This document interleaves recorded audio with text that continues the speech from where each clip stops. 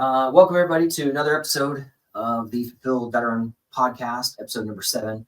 And today we've got Chris here, so I'm gonna let him introduce himself in a couple of seconds. As you guys may or may not know, I self-promote. That way Chris and I can talk about whatever the fuck we want to on Rumble mostly. It'll be on YouTube possibly, and take it from there. So if you guys don't know who I am, you need to know who I am. I have over 3,000 clients that I've helped receive at minimum $3 million. Every veteran out there is worth a lot of money, anywhere from $3 million up to $5 million in your lifetime, which equates to monthly average about, for non-retirees like me, about $5,000 a month, basic family of 4. And if you're a retiree, you should get paid about $7,500 a month. If you haven't heard about me, it's because, let's say, shame on me, I work with a lot of special operators and quiet professionals, and they usually are word of mouth. That's how I've gained over 3,000 clients up to SEAL teams and Delta and Rangers and MARSOC and 160th and fighter pilots and all that kind of stuff. So you don't get to those guys with bullshitting them. So if you don't know who I am, that's why I'm here having the podcast and getting the word out more. I know I want to help more veterans. Just for an example, the Army kicked out 200,000 veterans, 200,000 Army guys after COVID for refusing the shot. At a minimum, if I throw some crazy math at you, if every one of those prior soldiers, received their $5,000 minimum every month, that is $1 billion a month. $1 billion right now that Uncle Sam is hiding from our veterans. And that fucking sucks. So that's why I'm here. That's why Chris is here to talk about things today. And just want to let you know. So that's a big thing coming out.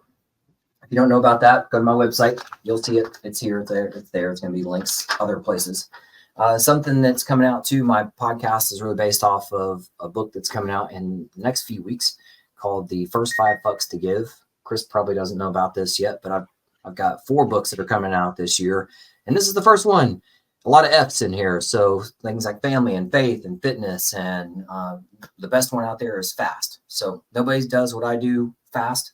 That's why I'm doing what I'm doing, and got podcasts and all that kind of stuff to get my face out there more and help veterans push their service into the next stage of their life so that they can create their empires. So just want to let you guys know about that. So if you don't know what I'm talking about, I've got 2 main items that I do. One is helping veterans receive their money from their service. The other main item that I do is help you guys with your empires. So even today, I interviewed a guy who for a book interview, and he is an Air Force guy who's now helping out with. He's former Air Force medic, and now is a co-founder of a I guess you say it's nonprofit. I didn't ask him about that, but I'm guessing it's nonprofit or for-profit, either way. But he's working with doctors and stuff to help out mostly male veterans with like testosterone and stuff like that, things that the VA doesn't cover. So. Huge market for those sorts of things. Those are blowing up. That's why I've got a podcast with guys like Chris on here to talk about all kinds of shit that we've got going on, all kinds of things that he knows about, that I need to know about, that we all need to know about, so we can do more shit together. So anyhow, but that's my easy opener. I'm gonna turn it over to Chris. I didn't tell him this beforehand, so Chris, take a minute or two to tell us a little bit about yourself, of what you did in the service, what you're doing now, just to get the hooks in. We'll get to know each other a little bit better here, but 1 or 2 minutes. Go ahead, Chris, fire away. Awesome. Yeah, I'm Chris Metter. I'm 5th generation military. My son is actually 6th generation. He got out recently, Army comms guy. I was born and raised in Seattle. I did not join the Army until I was 26. Right after 9/11, I was in cabinetry, and the economy crapped the bed. I had a degree in criminal justice, but I was trying to get into law enforcement, and just was not be able to compete with the veterans who were out there killing it, because they're in better shape than me, and they had veterans preference points. So that's why I joined. Joined up as airborne infantry. Spent 4 years in the 82nd, 15-month tour with them, 573 Cav. Sad news is that the Army is shutting down these Cav units. I was there when we stood up the unit. I'll be going back with the case of colors here in a little bit, in a couple months. We actually had a book written about us. We were one of the smallest units to receive the Presidential Unit Citation for what we did in Iraq. There's even a little documentary about a guy that went with us. And yeah, the book's Headhunter.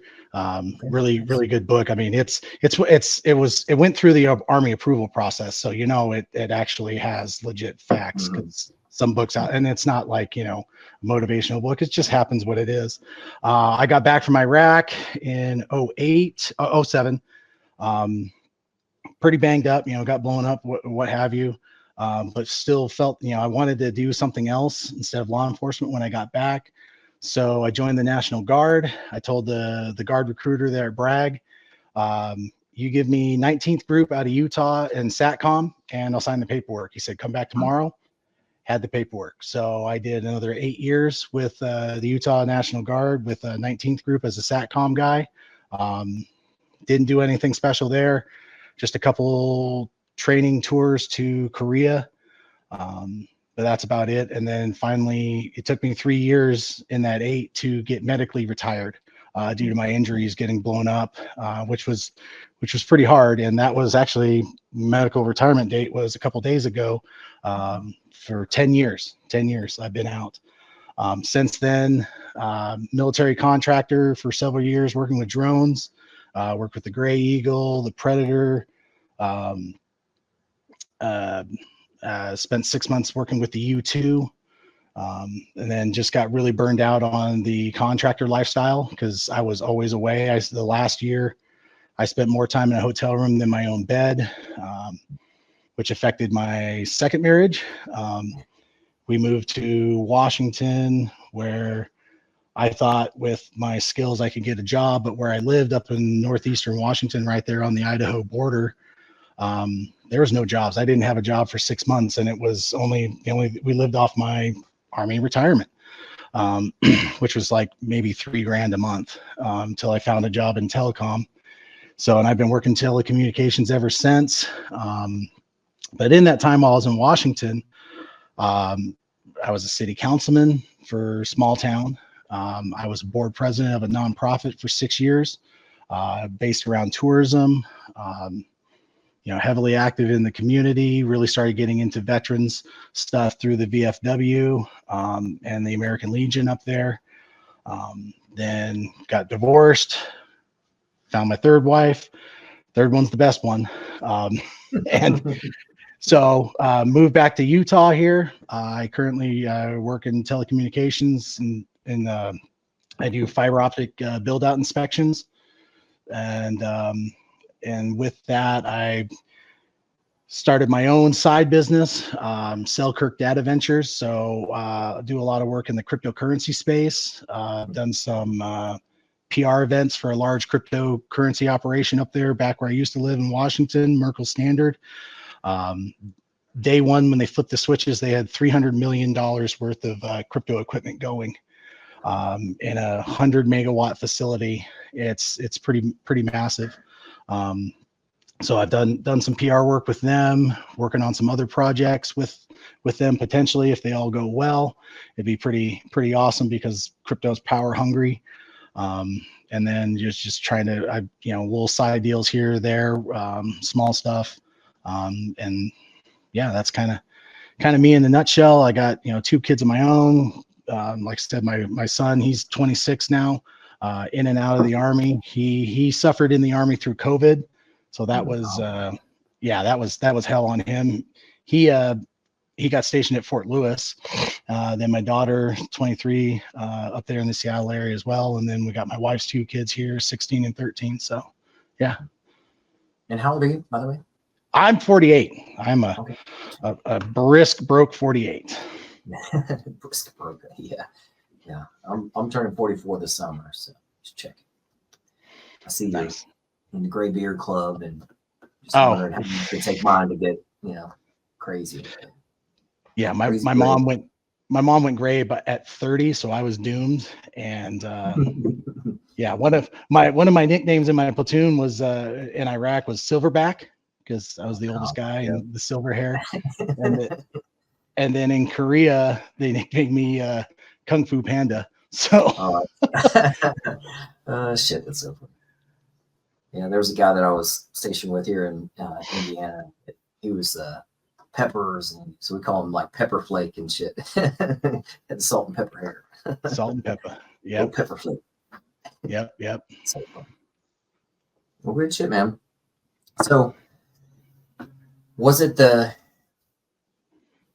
man? I want to ask you a couple of things about like the technology and stuff, because I interviewed two Air Force guys a couple weeks ago, or now it's been a couple months ago, but they were Air Force guys that knew each other from like third grade. It was insane.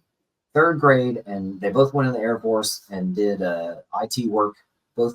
Did both of them stay in? Anyway, both of them did a short stint. They were only in like 4 years or whatever.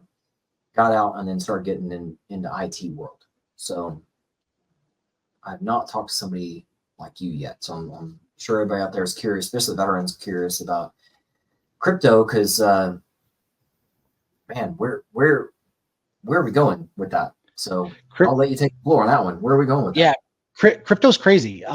It is. So I mine crypto. I don't buy, I mine. So I've got a shed up in the woods up in Washington where power is cheap. That is the number one thing. Power is the biggest cost. With 64 machines running, the power bill is about $1,500 a month. And this is a small, like you can go to Home Depot and buy a 10 by 12 shed. That's what I've got. We converted it. So I've got intake, air, and out, you know, and so with that, you know, the term is mining, but really technically what it is that my machines are solving an algorithm. And when they solve it, they send it back for proof of work, and then I get rewarded in, I do Litecoin, but you could do the same with Bitcoin or Ethereum or anything. Well, not so much Ethereum anymore because they've changed their way they do things. But so my machines are rewarded with Litecoin, and then I can, through an app called Coinbase, which is a pretty big nationally app, I convert that coins to cash. So, you know, I sit down with my CPA every year, pay 25% tax, which is ridiculous, but you know, the shed itself has been up and running for 6 years. I'm actually looking at expanding it.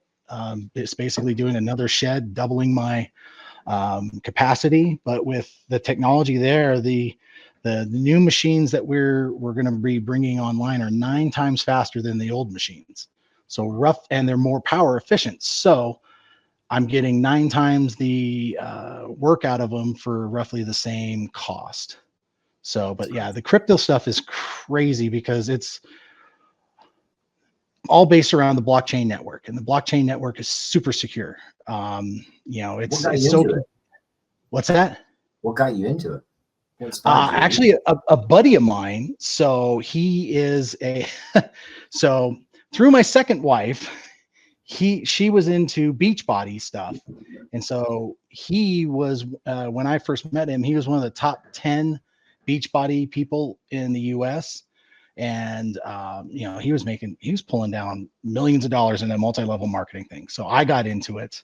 And so we kept up our friendship and stuff like that. And when me and my ex split, he sided with me over her.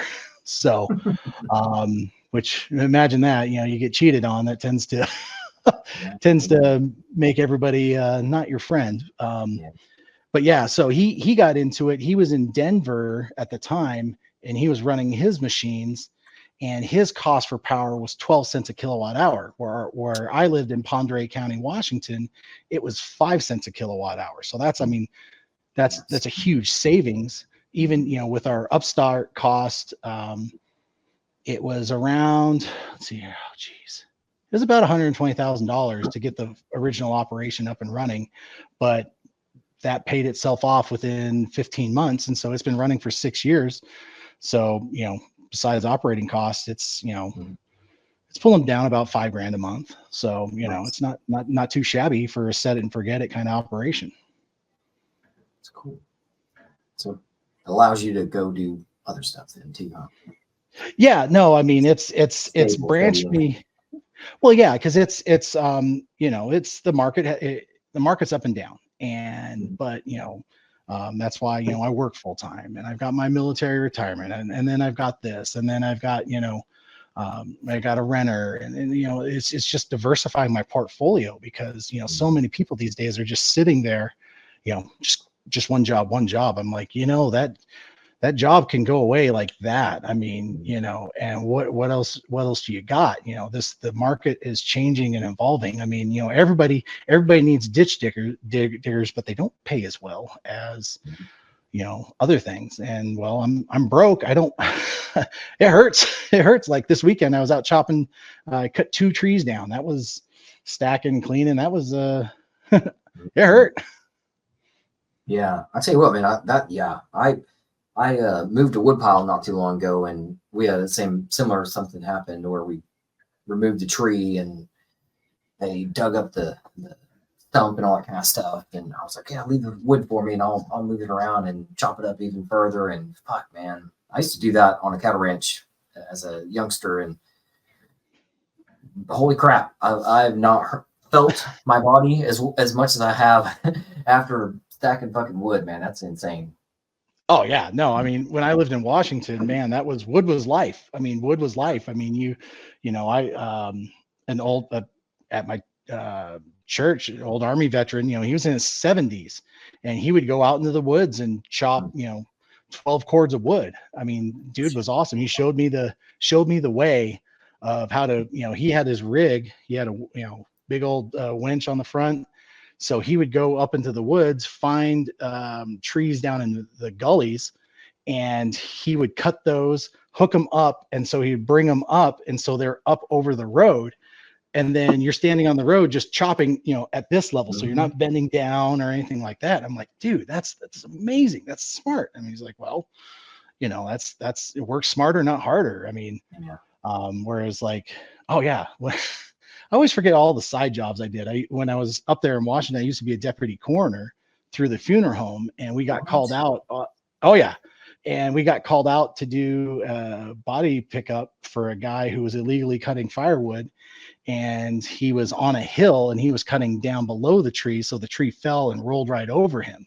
Oh shit. And yeah, so it's like, but yeah, I mean, it's just trees are unforgiving, and but learning how to work and handle trees, I mean, gosh, it's just weird that you would think, oh, just sawing down a tree. No, it's there's a lot more into it. Yeah, it's crazy, right? It's weird growing up on a cattle ranch and in Texas, by the way. And oh my God, so fucking hot, so hot. And throwing like hay bales in the middle of summer up in the barn and all that kind of stuff. It's fucking insane. And like I want a better life for my kids, but at the same time, there's that struggle of like, I want my kids to know what it's like to get your ass handed to you by something, on, I don't call it a daily basis, but you gotta have some fucking grit, Oh, absolutely. I mean, that's why, like, my son, he kind of struggled after high school and stuff like that.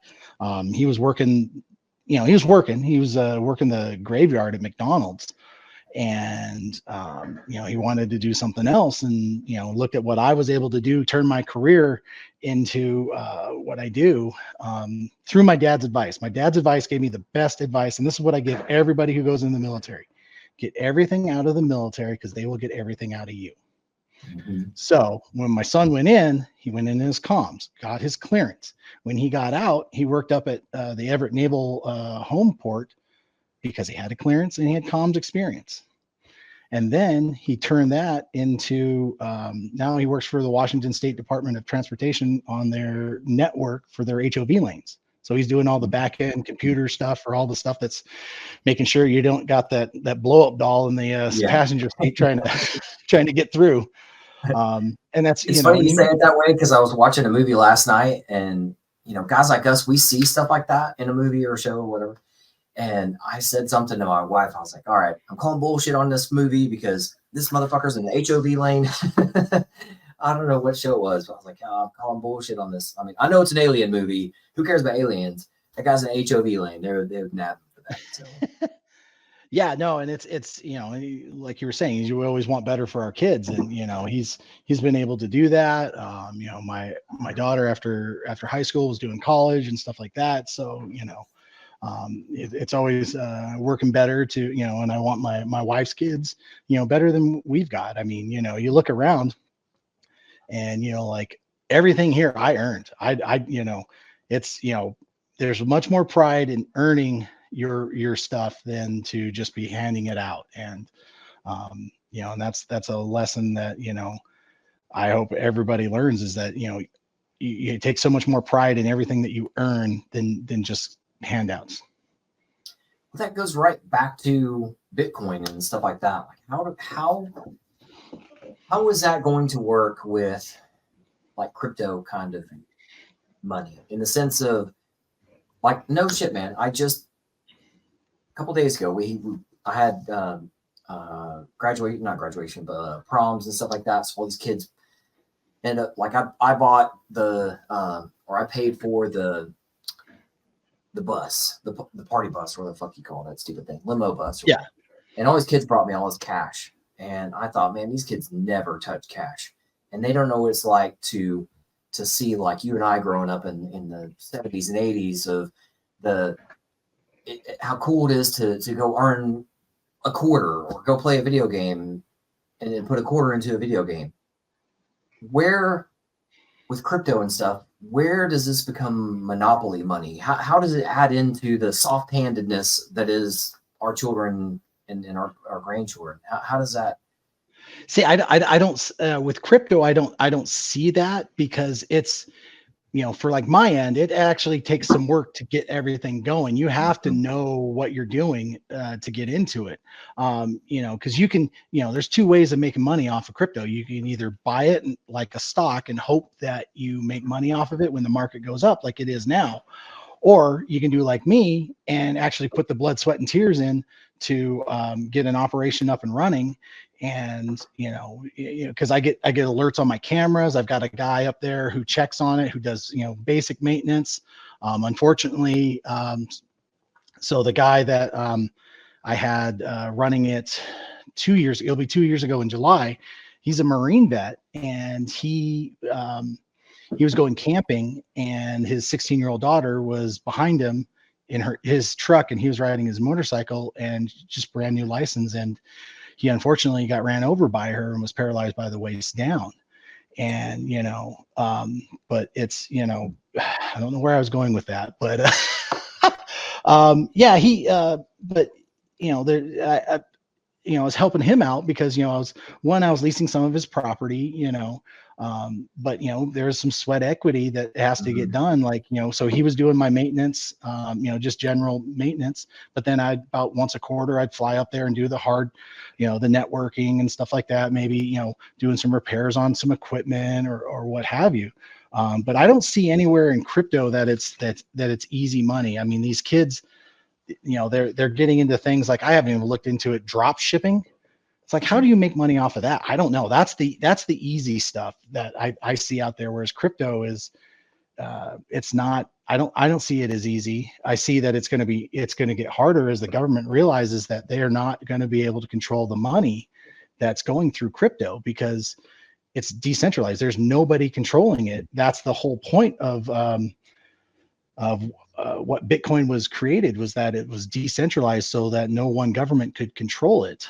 That's why China has pretty much kicked out all of the crypto machine manufacturers, because they can't control it. The largest corporation, Bitmain, why were they building it in China? Because it's cheap.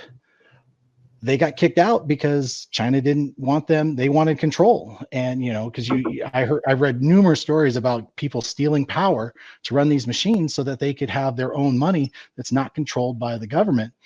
But they moved to Malaysia, so that way they don't have that Chinese control and influence.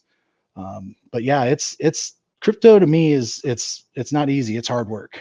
There's,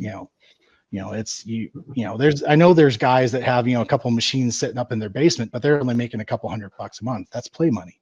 Whereas, my shed, is bringing in thousands a month. That's, there's, it's $1,500 for power, $70 for internet, this, lease on the property, so there's major things that go into it to actually having a successful small crypto operation. Whereas the larger crypto operations, they're just having a hard enough time trying to find power. But yeah, sorry. I love to tangent. No, that's a good one too. I mean, because I just wonder where's the economy going? I mean, where's the globe going, right? Like, hey, let's talk about the zombie apocalypse, right? I mean, somebody said it the other day on somebody else's podcast about, like, you and I know this. Water is always the most important. Or let's say air. You have to have the rules of three. There's three things you need in groups of three. 3 minutes of air and you're dead. 3 days without water, you're dead. 3 weeks without food, you're dead. So which one of those is most important? And, like, where do we go with this, whatever, impending zombie apocalypse? Somebody way, way high up just goes, you know what? Fuck this, power button off. Yep. What happens? Somebody has. There's always a war on something, and mostly it's on good people like us that are being nice. People don't understand how vulnerable our system and our way of life is. I mean, how freaked out are people going to be when they lose internet? I mean, it is how freaked are people going to be when they lose cell phone service? Whether it's, a major disaster or a major entity, trying to do harm. I mean, that's, people don't understand that we can be reset to the Stone Age in a flash from the sun freaking out and doing something weird. And then we're reset to the Stone Age. How are people going to handle food? I always make a joke, hoard food, guns, and ammo. Well, there's a reason for that, because, if things crap out, you're going to need your food, guns, and ammo to be able to sustain yourself, because for me, I'm not going to work, the internet's down. There's no reason, to do anything. My crypto's down. Okay, great. I can't run my operation. All right, well, what's my other options, but a lot of people just don't understand that. Like, where I used to live up in Ponderay County, Washington, it's so rural there. It's 14,000 people in a county, 4 people per square mile. This county is so self-sufficient. A veteran friend of mine up there, he started an ammo manufacturing company, Ponderay Ballistics, based on that, because if the crap goes down, he wants to be able to have food, guns, and ammo to be able to maintain himself as a veteran. I mean, he rocks it. I mean, to me, that's awesome, because he's, one, thinking about himself, 2, but also thinking about his community, because now they have the means to be able to go hunt for their food, because he just doesn't have guns and ammo there. He's got camping supplies. He's got hunting supplies.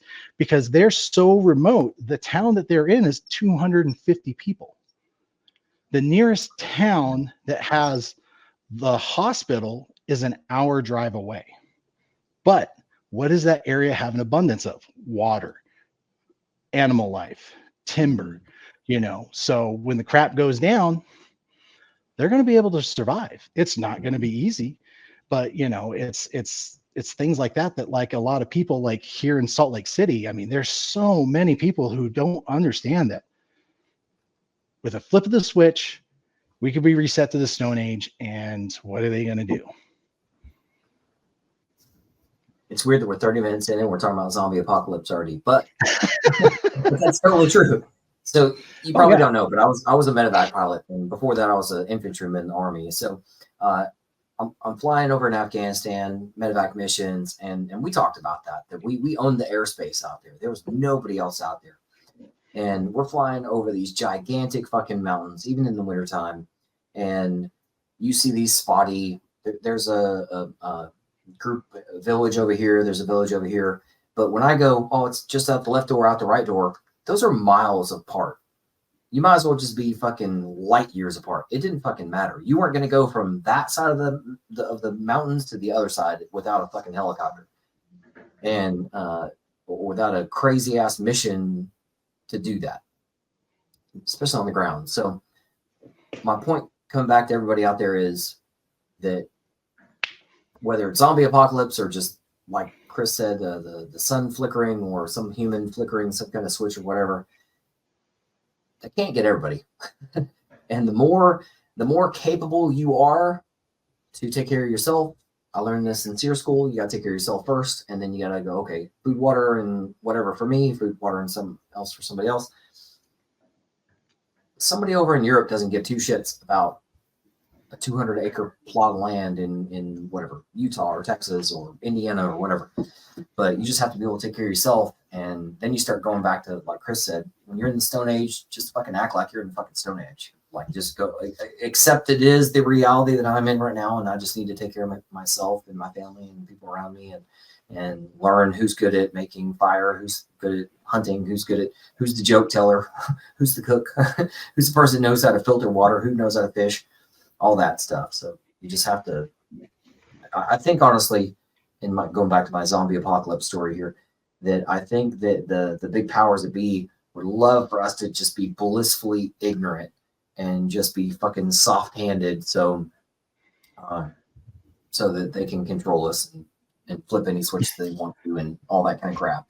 But when you know better, you know better, and when you know, like I say on G.I. Joe, right? Knowing's half the battle. So. Oh yeah, exactly. I forgot that you were a medevac pilot. My dad used to be a medevac pilot as well. He ended up retiring out after 35 years as a flight surgeon.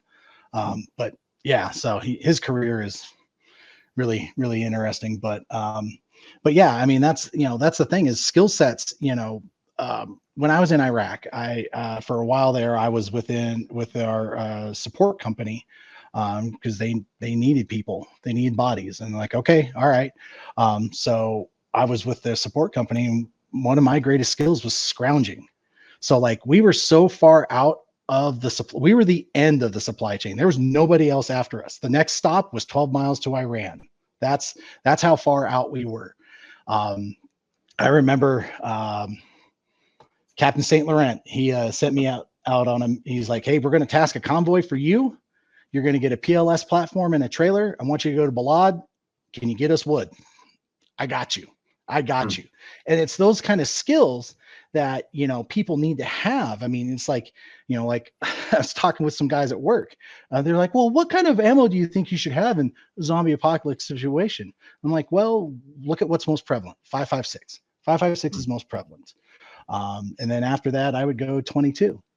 But, it's, and I'm like, if you ever notice, look at your neighbors. I hate to say it. I mean, I don't know how many gun shows I've been to where you see the large disabled guy just buying crates of ammo. I'm like, well, that's my first target for resupply. I hate to say that. That's horrible to say that, but you know what? It's in reality, that's what you got to do. I mean, it's supply and demand, and unfortunately, I mean, I know that guy probably loves to shoot, but more than likely he's not surviving. And that's the thing, is that it's taking care of yourself. I mean, and being ready and prepared. I mean, unfortunately, my health isn't the greatest, but I try and keep active, keep doing things, because you got to be able to shoot, move, and communicate. And if you can't shoot, move, and communicate, well, you got to be bringing another skill set to the party. And it's there's all these weird sayings for a reason. Like, you're making me think of it: either live fast or die fast. Well, yeah. What was it? Bleed in training, so you don't bleed in combat. Yeah. I mean, I always admit it. I wasn't the greatest infantryman. I mean, but halfway through my deployment, I got moved from the supply company back to the line company, and I felt so out of place, because these guys are, half the deployment they've been kicking indoors. The other half of the deployment, or that while they've been kicking indoors, I've been, gunning on supply convoys and stuff like that. So, it was a steep learning curve when I got back to the line. And those guys were great with me, and I appreciate everything. I mean, we didn't get into anything crazy, but we're doing night ops, we're choppering in and seizing bridges, stuff, for operations. So we did all sorts of stuff. I mean,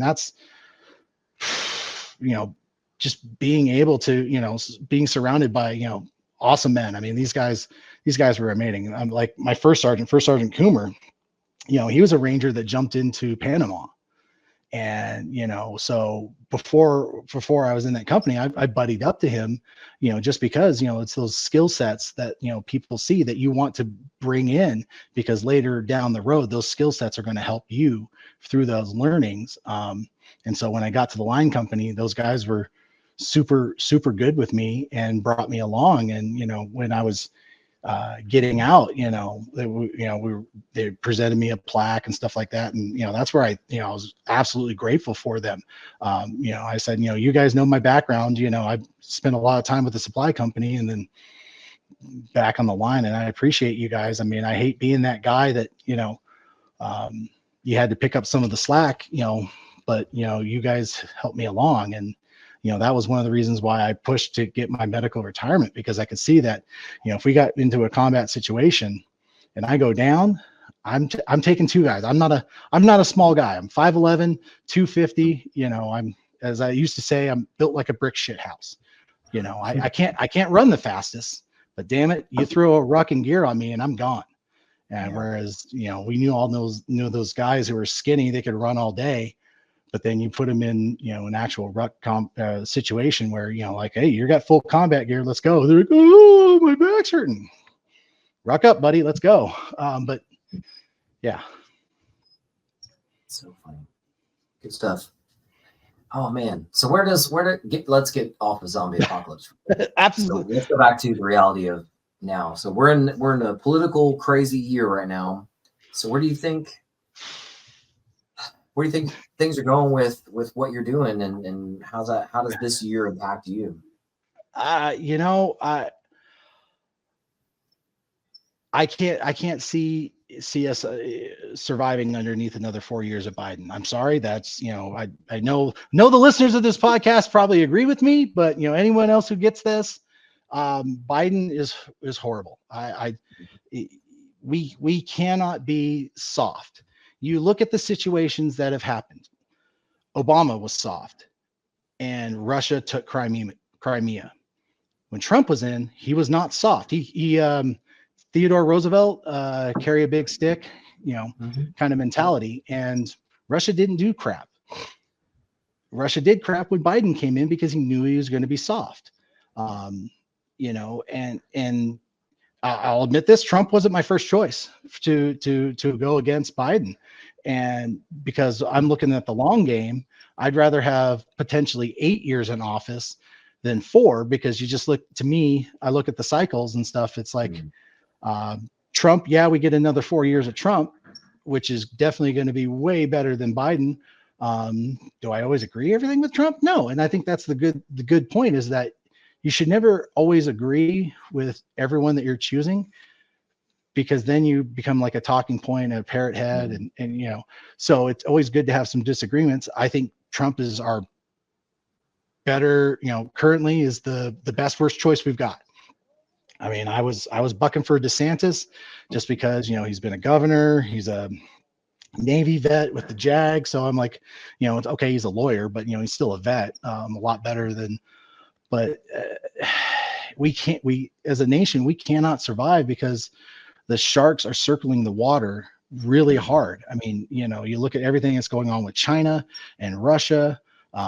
We're currently finding North Korean made weapons in Ukraine right now. So what's that tell you? I mean, North Korea is getting a lot of Russian money, and probably they're trading weapons for oil and stuff like that.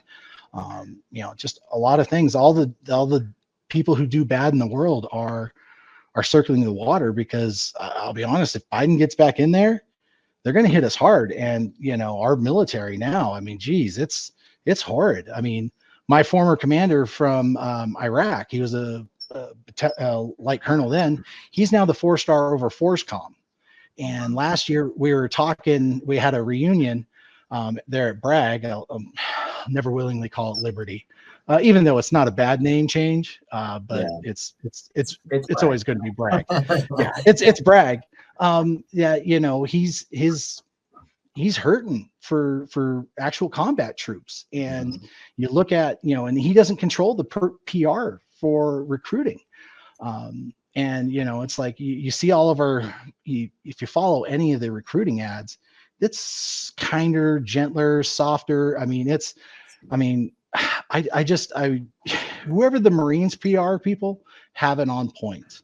Yeah. I think the Marines, the Navy do a good job, but the Army, it's just so kinder, gentler, and we're not preparing.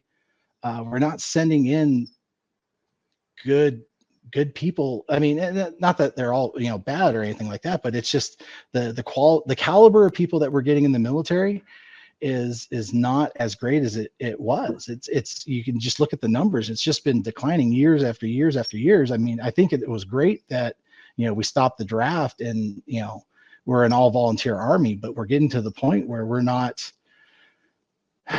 our capabilities are way degraded because we've got a kinder, gentler military.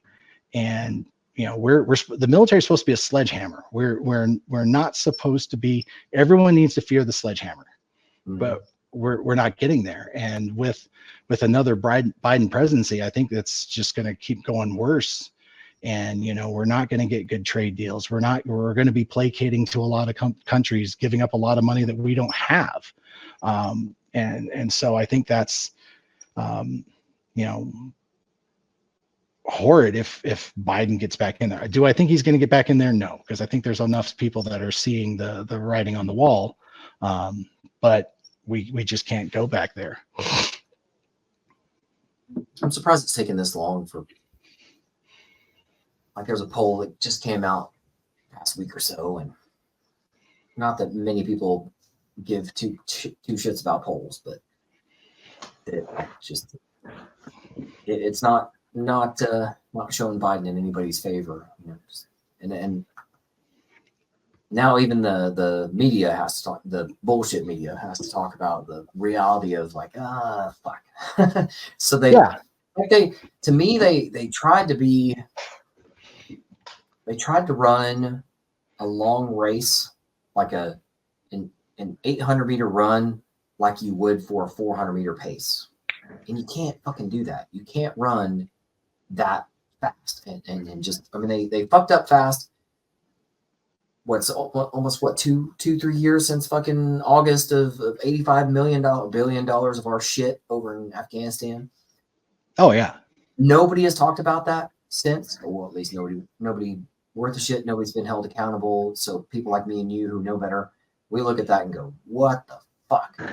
So, yeah, absolutely. I mean, they've kind of had some investigations. They've kind of this, kind of that. But I mean, and the reality is that,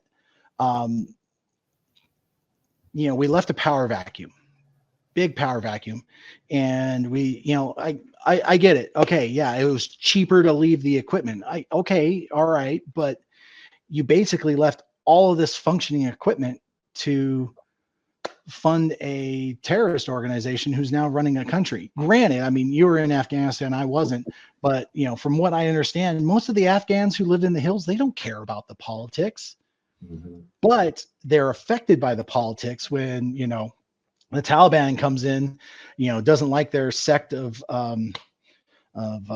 Muslim religion and slaughters the town. Or, I mean, we saw that in Iraq, one sect didn't like another sect. So, they just go into a town and slaughter a lot of people. And, that was, but, in Afghanistan, I mean, it's just horrible. I mean, we didn't learn any lessons from the pullout of Vietnam. I mean, that was, Intel has shown that was going to happen in Vietnam. It was going to happen in Vietnam. Well, we knew this months, and the media knew months before the fall of Afghanistan that it was coming. Yeah. And we did nothing. We left that power vacuum. I mean, we could have, I mean, with our military might, we could have crushed the Taliban, absolutely crushed the Taliban.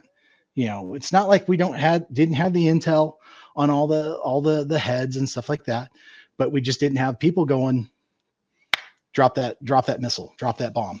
Yeah. I mean, I hate to say it, these bad people just need to go away because they do no good. I mean, yes, it's, people, it's horrid that, oh, hey, we're killing people. Well, you know what? These are bad people who, Yep. okay, you There's kill one, he's responsible for thousands of people dying, innocent people dying. But yet, no, we can't drop that bomb on them. You know what? What is it? The fat electrician guy. He did a video. I already knew about it, but the Hellfire missile with swords. I mean, how effective was that against? I think that's what they dropped on Khomeini in Syria, and it killed him. Bam! You take out the snake heads, the body withers away because they have no leadership. Granted, it's not taking out all the bad guys, but you know what?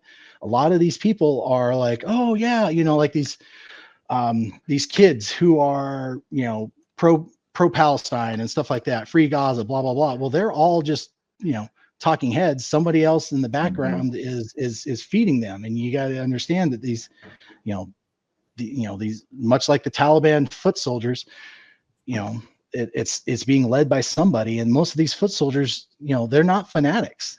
They're just being told what to do, and they do it, and just take out the head, kill these bad guys, start killing the network. And we've got the technology and we've got the equipment. We just weren't using it. Speaking of technology too, my IT guests from a couple weeks back, we were playing the game of what could it look like? Let's say best case scenario could be, super heroes, super villains. So superheroes could take like cell phone sized drones and have probably 200 or 300 of them who are controlled from somewhere in the United States. And they, like you just talked about, they could show up and up against whatever, 100 at a time, showing up at one dude's house and just peep, peep, peep. And it's done. The bad guy's gone. And it's only the one dude. Or it could be the opposite, to where it's bad guys using these against a school in the US.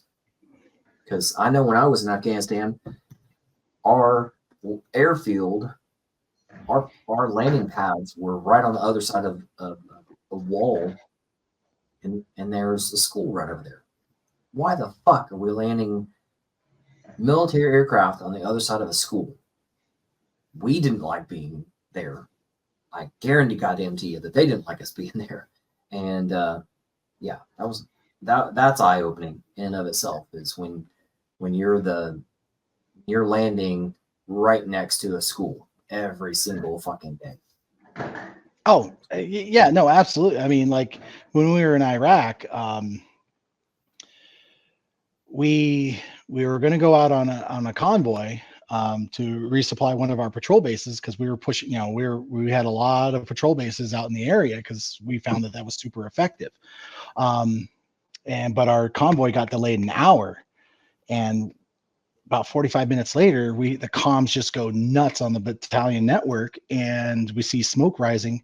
Our patrol base got hit with a double dump truck V-bids, and it was right next to a mosque. And I know the mosque didn't like us being there, but we lost 9 guys there. But it was, it's targets of opportunity. And that school was definitely a target of opportunity. I mean, they could have killed all the kids, set up shop, and as those choppers are coming in, just pop. I mean, you medevac chopper coming in, now you've wasted a medevac chopper. I mean, it's just so many opportunities, could be, mitigated. We eventually moved the new patrol base was a couple blocks down the street, but we had a much more situated. But yeah, I mean, it was, we were out there in the middle of the town, meeting and greeting and getting in with the people, which was one of the best things that we did. We warned the first cav guys that came in. To this day, I hate first cav. They just made some dumb choices. From what I remember is that they were told, like, hey, get out, get your feet on the ground with the people, but they would blast through the towns in their Abrams and Bradleys. And then within 3 months, they had 50 KIA. Oh, wow. And and that's, like, okay, well, so we put the hammer down and, got into the terrorist cells. I mean, like, it was, we were involved in two major operations out there. We called them Turkey Bowl. The first one, Turkey Bowl 1, in November of 06. Yeah, 06. They were doing some scouting missions, and the choppers blew open some doors on the ground. So they kicked some scouts out, and come to find out, they found 2 40-foot containers full of gear, dishkas, weapons, everything. U.S. infantry training manuals converted into Arabic. And so, which kicked off our whole battalion. We did a 3-day mission, hit it, and then backed off. And then we came back a couple months later, and what we called Turkey Bowl 2 was a big 2-week operation. We brought in all these units, and we just wiped out this huge terrorist cell that was being supported by Iran that was literally coming across the border. But it's yeah. Here's my tangents again. But yeah, that's what people want to hear. That's what we're here to talk about, stuff that we've been through. Yeah. But yeah, it was, but we were doing things, and we were securing areas, and then we give it to the Iraqis and say, hold your own, man. This is your territory, not ours. We're just, we'll do the heavy lifting. You got to do everything else on the back end. And they did a pretty good job. I mean, we've all seen the videos, those guys trying to do push-ups, sit-ups, jumping jacks. Jumping jacks. Yeah. But you know what, we worked with the Kurds, and the Kurds were awesome. They had their place on lockdown, but the regular Iraqi army guys were just funny to watch. But they didn't have all the gear. They're running around in Toyota Hiluxes with was it the PRK, the Russian version of the 240, mounted in the back, and that's the military and the police vehicle. I mean, but I guess the big lesson learned is that you got to take care of your own things in your communities. And, these guys didn't, until we handled the major portion of the workings. I mean, and I took that lesson to heart, and that's what I did up in Ponderay County. It was so hard up there. They, within a 2-year span, they lost a mine, which employed 400 people. And then they lost a paper mill, which lost 150 people. Well, that's 550 of the highest paying jobs in the county for a county of 14,000 people. And, me and a group of people, we kind of banded together to do better for our own area, because nobody, Sean Regan, my buddy who owns the ammo manufacturing company, his term, what we came up with is nobody else is coming to rescue us. Yeah. The feds, the state, Ponderay County is the farthest county from the capital in Olympia. There wasn't money coming in. There was, nobody was coming. So, a group of us were just getting together to try and make the area better. Because, the community was aging. There's no jobs, a lot of people were moving in because it was cost of living was cheap, but yet there's no families moving in, because who's going to bag groceries at the grocery store? Who's going to, put tires on your car when you need tires? Well, when there's no jobs, there's no people to do those things. So, nobody was coming. So, we gotta, lessons learned is, pull yourself up by your bootstraps and make things happen. So how do we make things happen, like getting away from being globalists and going, all right, how do we pull everything in and start being villagers again, as opposed to, because if you're going to commit to being the like some guy said recently, maybe on somebody else's podcast, but somebody said, hey, if America hasn't figured out how to pay their veterans and get homeless people off the streets, maybe America shouldn't be giving billions and billions and trillions of dollars to other people around the world. Let's figure out our own shit. But at the same time, when is that going to happen? What does it take for that tipping point to actually fucking happen? Or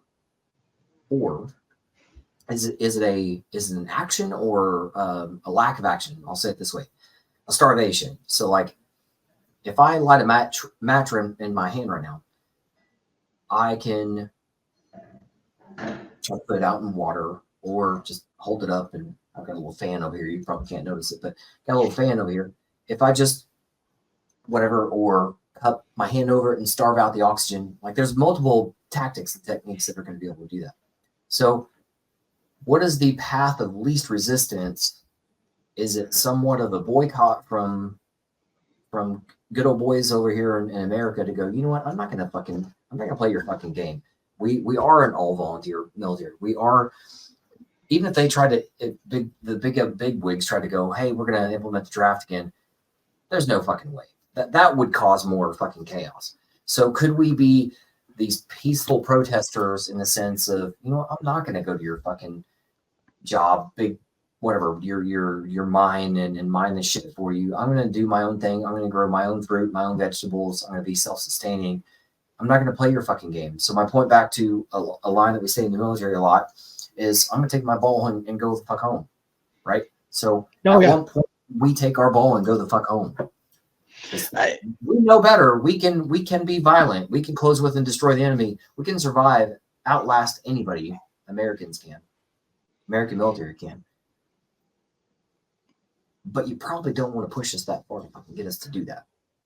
Oh, so yeah, absolutely. Taking my ball and I'm going home, or what?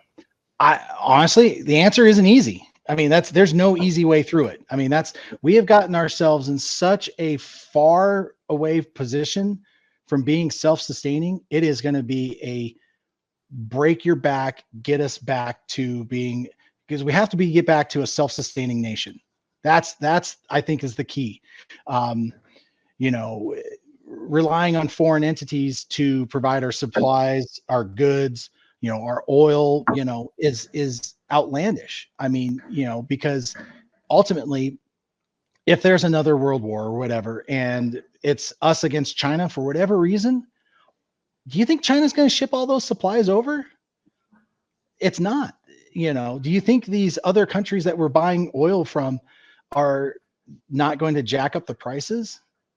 No. And being self-sufficient as a country is the only way I can see through it. You know, we've got these areas throughout the country that are hungry, willing to put in the work to put the necessities together. You know, like I keep going back to the county I used to live in because it was so prime. I mean, you know, you had people willing to do the work to get things going there. But there's so many factions that are like, oh no, we can't do that. Oh no, we can't do that. It's like, so they were trying to set up a silicon smelting facility. Now I understand smelting has all of its bad connotations, but everything a human touches in the US has silicon involved in it. Is there processing facilities in the US? Few and far between. And this one group wanted to set up that facility. Now, the facility that they based off of it, they're going to base the construction off of it, was based out of Iceland, which has their rules and regulations for environmental are so much harder, so much harsher than the US. But, you know, these people didn't want that there in their backyard, even though the product would have, you know, the raw materials would have came out of Canada, but in process in the US and then be made for US products. You know, everyone's cell phone, everyone's computer, everyone's car, all things that people touch use that material. And we're not self-sufficient anymore. We depend on all these other foreign nations to do these things. In China, you're smelting this material with next to zero environmental regulations.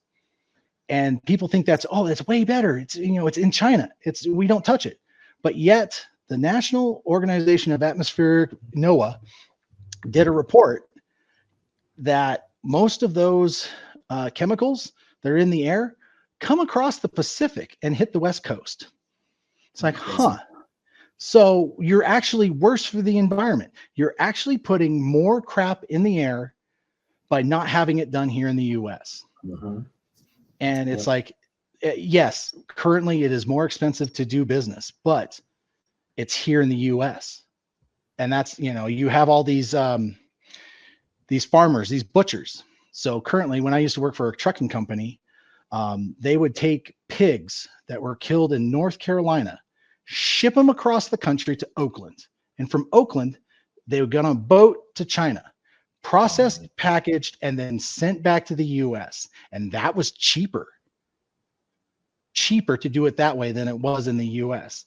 So what you have now is some beef ranchers are starting their own processing facility, because the two major processing facilities owners in the US are so expensive. So we're getting back to, being able to do it affordably, but it's an uphill climb that we have to do as a country. We did it during World War II. We pulled up by our bootstraps. Everyone chipped in. There's very few people who are alive today that understand, rationing. The things that people had to go through for World War II to put tanks and bullets and gas for our troops to accomplish the mission that they did, it took sacrifice. And it's going to take another sacrifice in the US to be able to get us to be self-sufficient.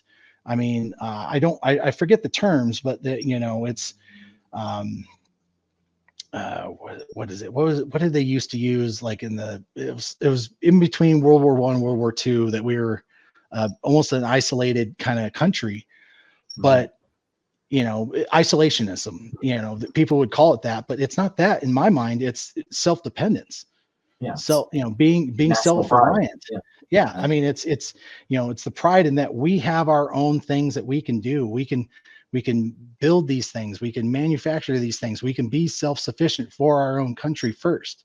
It's not that these other countries, because we work with a lot of great countries, but at the end of the day, if those supply routes are closed, people aren't getting their iPhones from China anymore. People aren't getting their, whatever widget they want that's manufactured in a foreign country, and they cry to the heavens. Why? Well, because we're a country and we pissed somebody else off, and or somebody else got pissed off at us and cut that supply line off. And then what are you going to do? Yeah. It's crazy how much like COVID showed, I won't say everybody, but it I think it was created to do something probably harsher, but like kill a bunch of people. It didn't. And then we're like, well, now we see things. Now we see that the supply chain is fucked up, and like you said, where our stuff comes from. And it's weird that I live in Indiana and I'm surrounded by corn and soybeans and shit. But if the apocalypse happened, nobody's gonna go out there and eat that fucking corn. Like, it's not gonna be like, oh well, we're surviving on corn.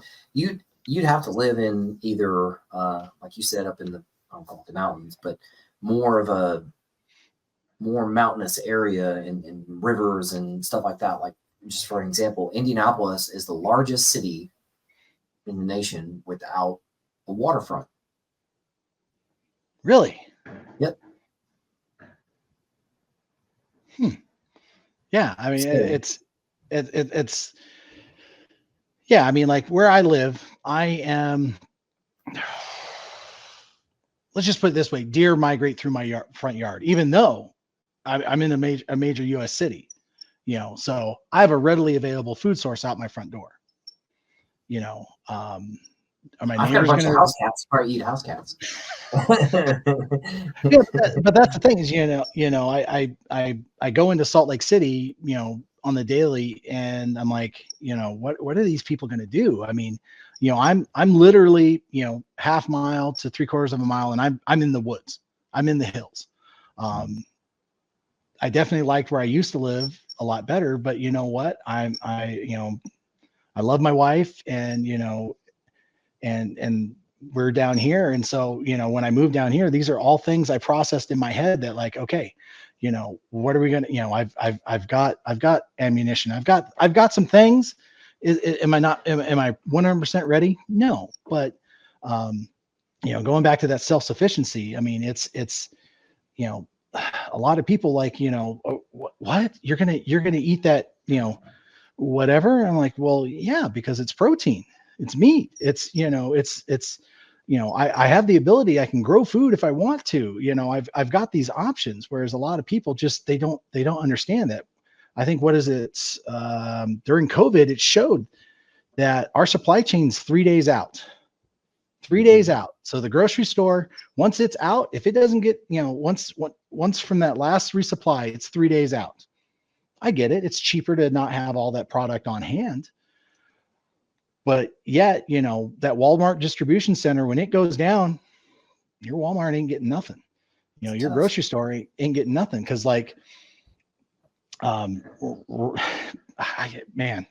I just love all the lessons that I've learned from Padre County is that, it's so far out there, so remote, that, they're still seeing these supply chain issues, the gas station is also the grocery store, in one of these towns of 100 people, Medellin, Washington.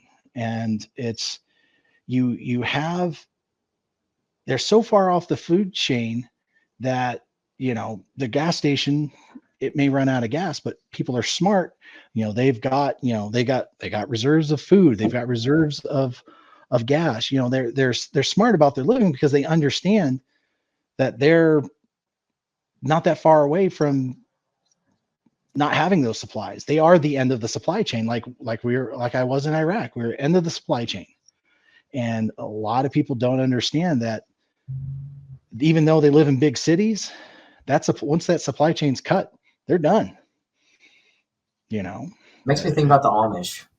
We don't have them around here a lot, but it makes me think about the Amish. Like, again, I think if the zombie apocalypse truly happened, I mean, water.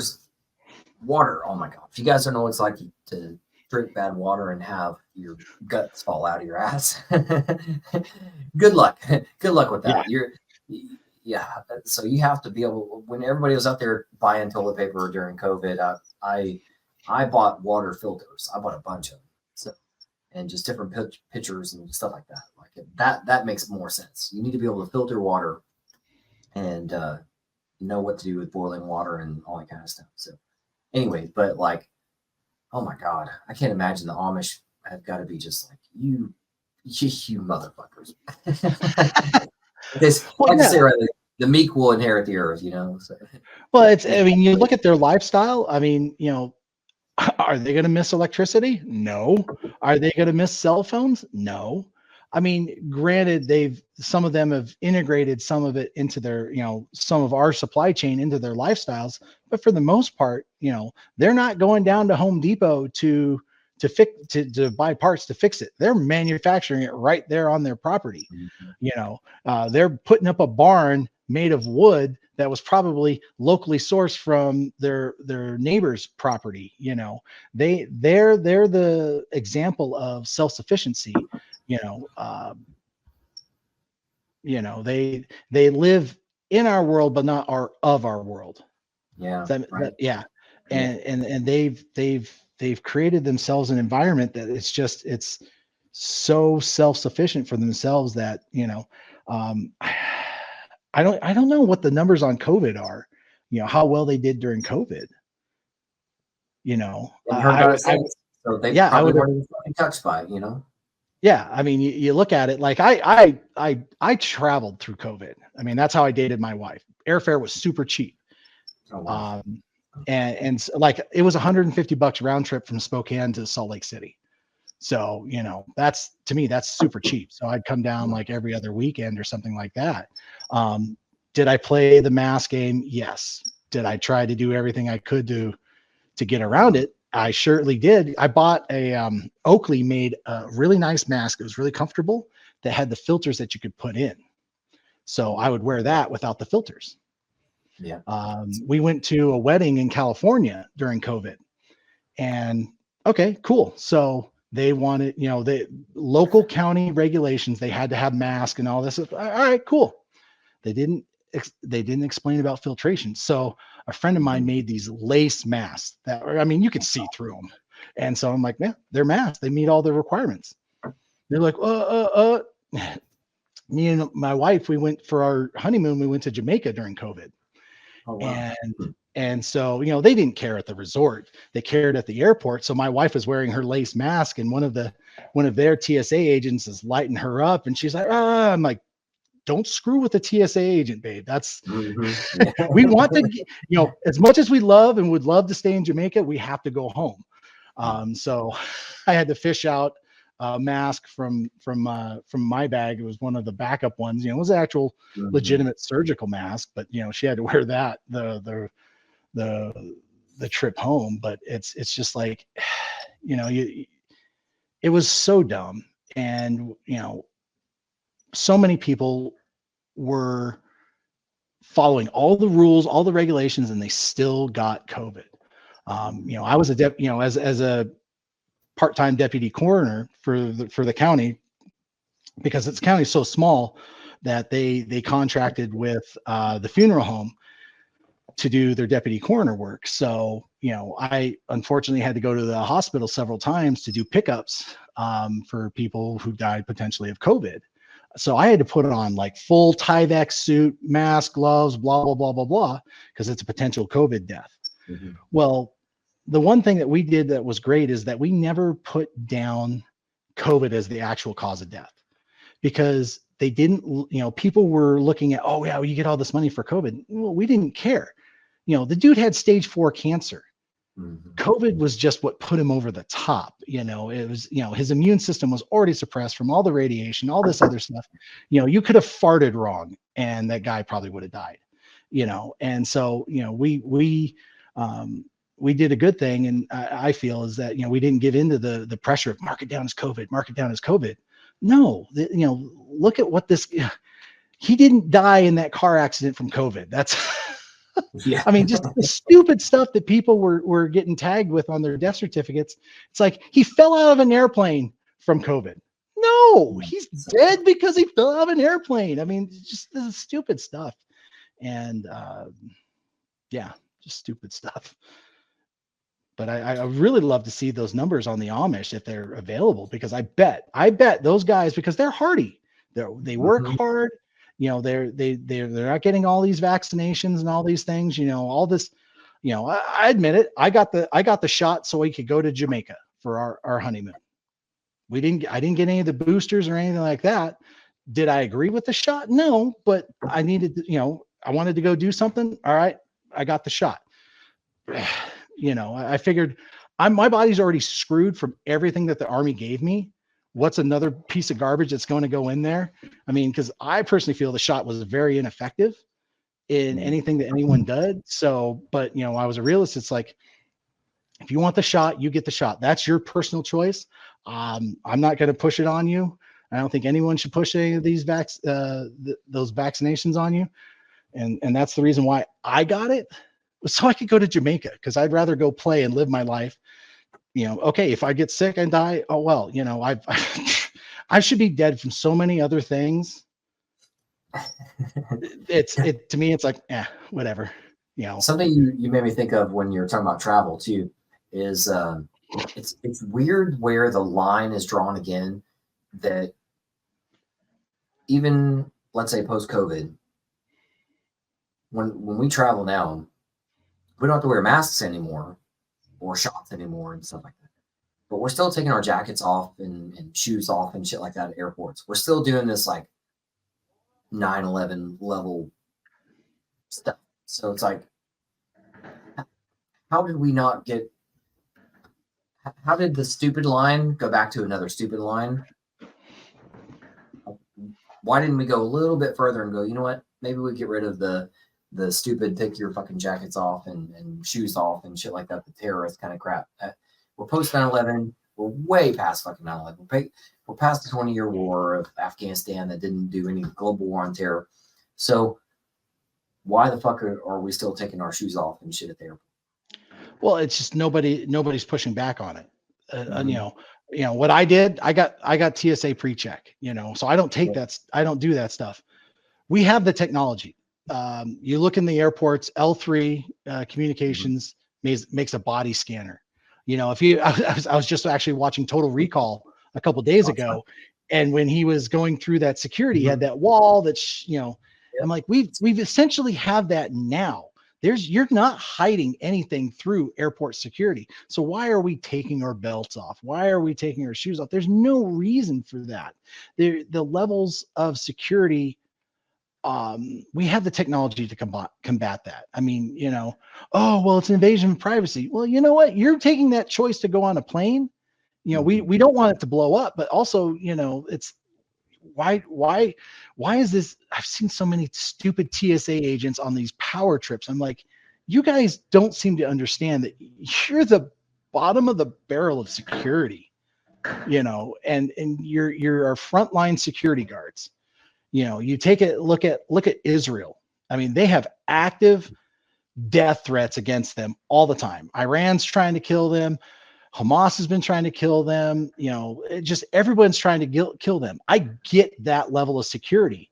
You know, most of their aircraft have, you know, was it El Al has, you know, chaff and flares, you know, anti-missile systems built into their aircraft because of that level of threat. We don't have that level of threat.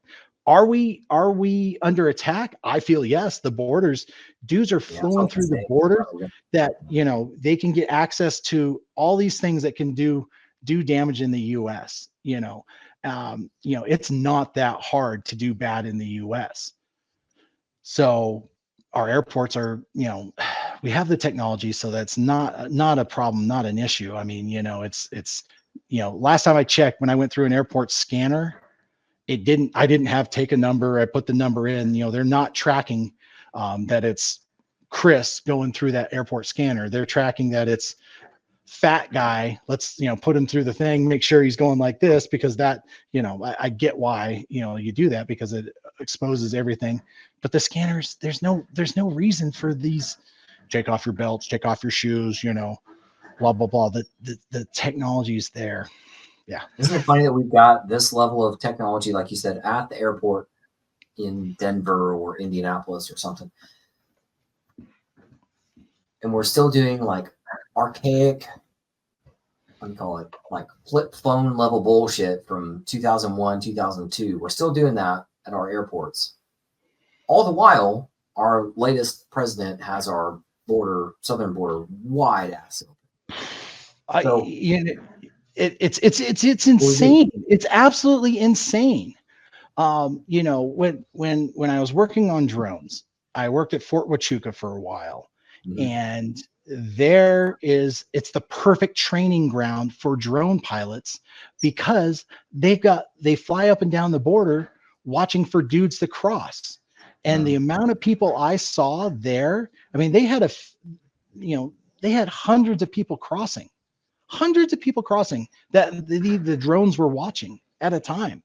And why are we not instituting more technology on this? Because there is people coming across the border who wish us harm. Sleeper cells they're finding these guys. You know, if they're finding one, I guarantee there's 100 more. You know, and it's why are we not implementing these stuff? Oh, well, people, you know, rights and, you know, absolutely bullshit. You know, there's a reason why these countries have borders, is to be able to facilitate things within the US. That's why the border's there. I mean, up on the Canadian border, man, they have more technology up on the Canadian border than they do on the Mexican border. Why?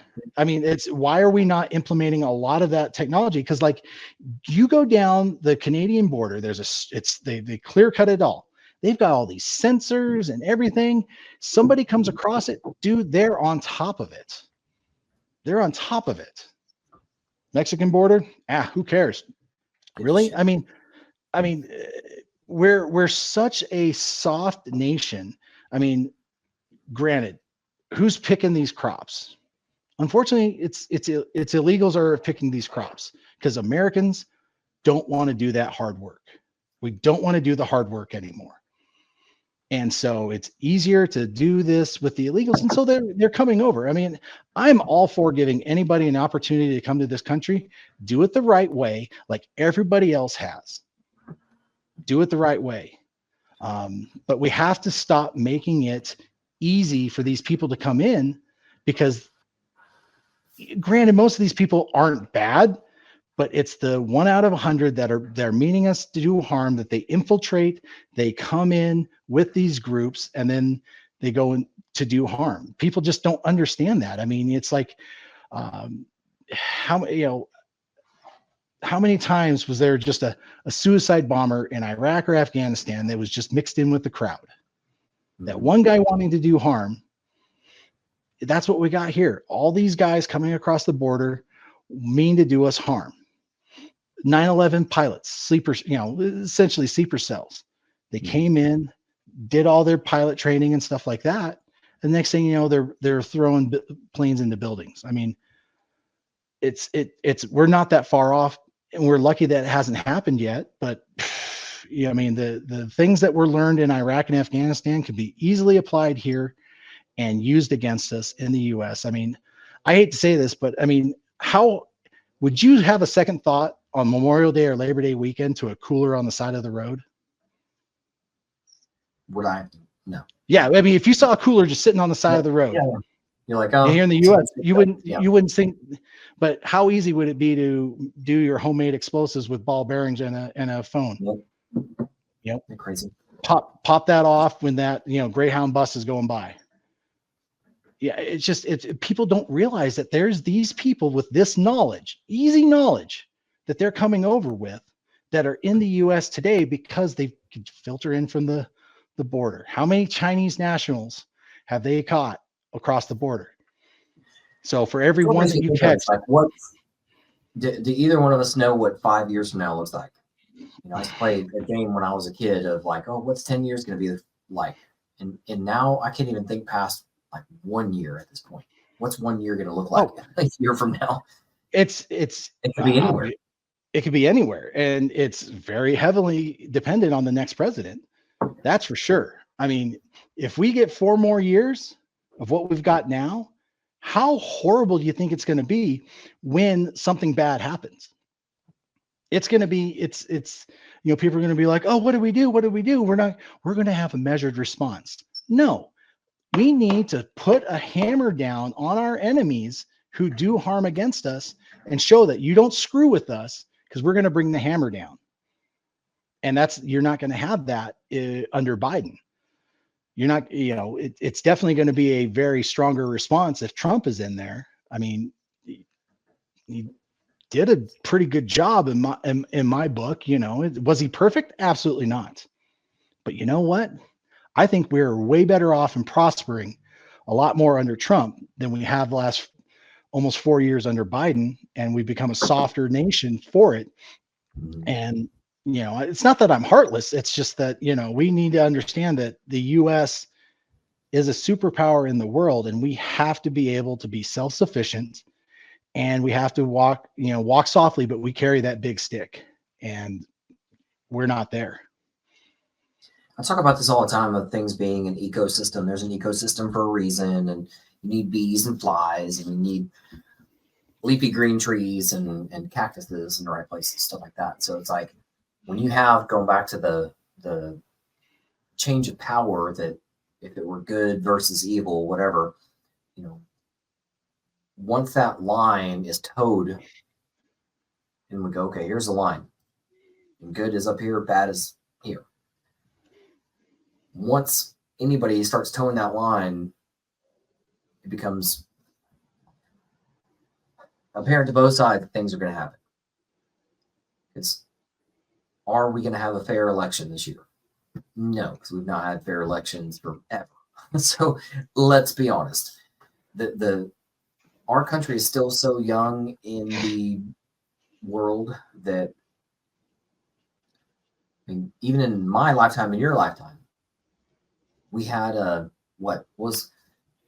even in our parents' lifetime, grandparents' lifetime. I mean, now the flag that you and I salute has 50 stars. It didn't always have 50 stars. I mean, like, that's insane. So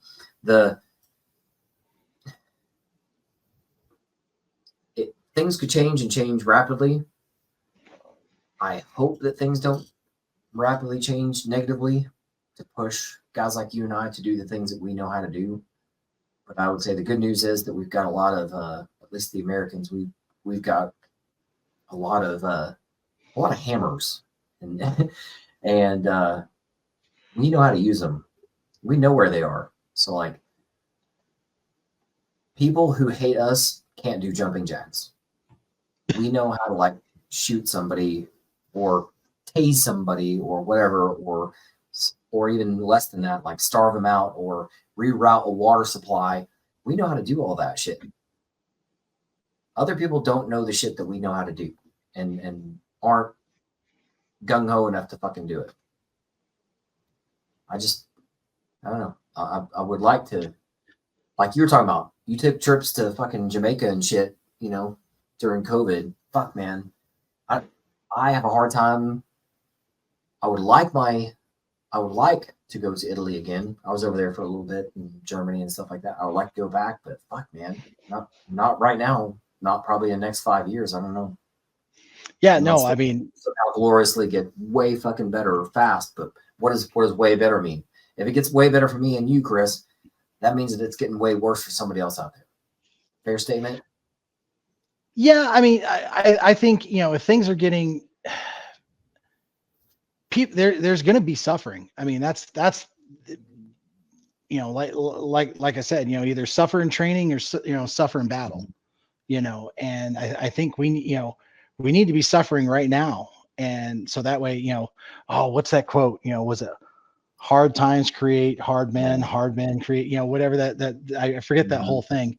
But we're in those times. Yeah, we're in that cycle right now where we need these hard times to finish up, because we've got the hard men who's doing the hard work, but we're just it's too soft out there. I mean, too many people are too soft. Oh, my emotions, you're gonna. I'm like, what? Anybody who's traveled outside the U.S. understands that the U.S. is soft. We are so soft, but we created great times, and these other people, like, there was another quote I saw, like some dude, I think it was related to, Vietnam, where like dudes suffering in a hole with, half a cup of rice a day to try and kill us. Mm-hmm. And, and so he's suffering right now to be able to get that opportunity to kill an American. Well, to try and transition that to us, we need to be suffering right now and working towards getting better, so that way we can have better times ahead. And so that we're not living under a potential, people just don't understand how much we are at a precipice of attacks that could potentially happen. I mean, you've got foreign powers who are doing everything in their power to piss us off, to try and provoke us.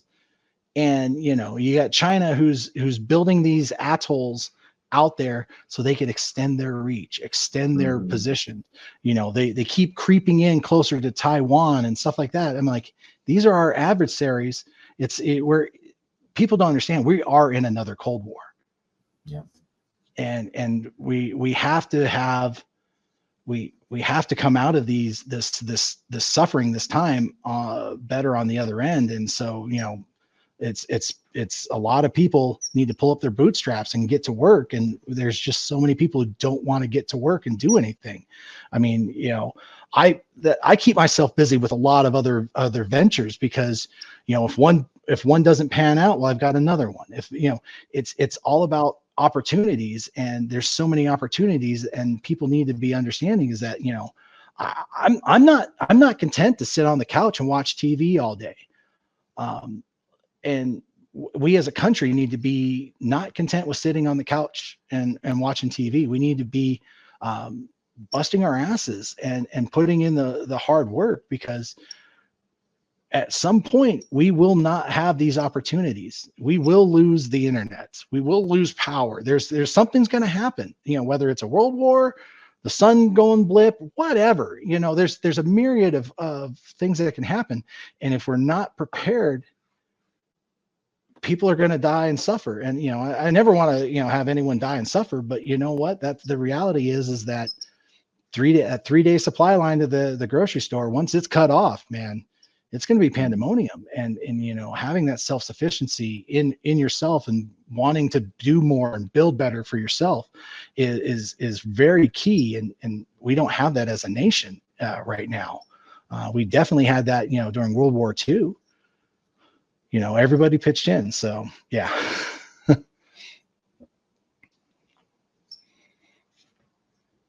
Thinking of my next question here. So let's bring it back to the positive since we're on the last half an hour. Yeah. I call this my golf swing approach. We talked about high level stuff and swung down, now it's swinging back to the positive. The reason why I've got a podcast is because Dan Bongino loves this line. It's not his, and I forget who it is, but he says, be the change, right? If you want change, fucking be the change. So Chris ran for politics. Chris has moved from one place to another.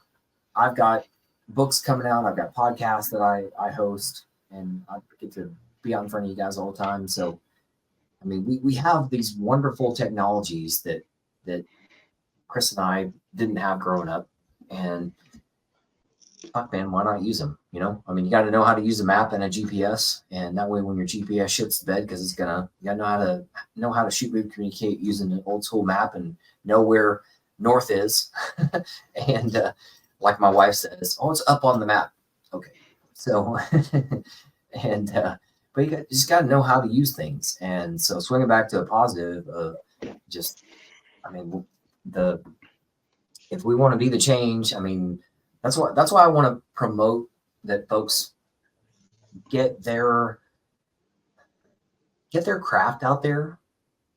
It could be gardening, it could be medical stuff, it could be ammunition, it could be cooking. I mean, you just have to go do those things. And I mean, I went to culinary school just so I could cook better for my family. And just like most of us, once you get past your mid-30s, then you start focusing in on things. And I can't cut pieces of wood, but I sure as hell can, cut up a whole hog or whatever and know what part's what and cook whatever for my family and that kind of thing and make it good and make it the right way and know what temperatures to cook it to and how to enjoy life. I mean, that's what I like to do. And so I would highly suggest everybody out there get a podcast, interview people, get to know people around you and that sort of thing. So what do you think, Chris? Oh, absolutely. So like, guy that I went to Iraq with, his wife, Patty Catter, she told me I should start a podcast. And I'm like, as I get into things more, it's to me, it's a little bit easier. My craft and my skills, I'm great with people. And, so I do a lot of things like, down here in Utah, I've hooked up with another, I'm heavily active in my VFW. I'm the surgeon for the VFW, but a lot of these guys there at my VFW, they're not tech savvy, and COVID has pushed the VA to be very tech driven. So these guys who are Vietnam vets, we've even got a World War II vet who's still alive in our VFW. They don't know technology. They don't use technology. So I try and bring my skill set to help these guys, because you can reorder your prescriptions. You can start scheduling appointments and, stuff through the VA's app. I can work technology. Let me help these guys. Another, a group I work with, Warrior Revival, they're both basically, they're another nonprofit.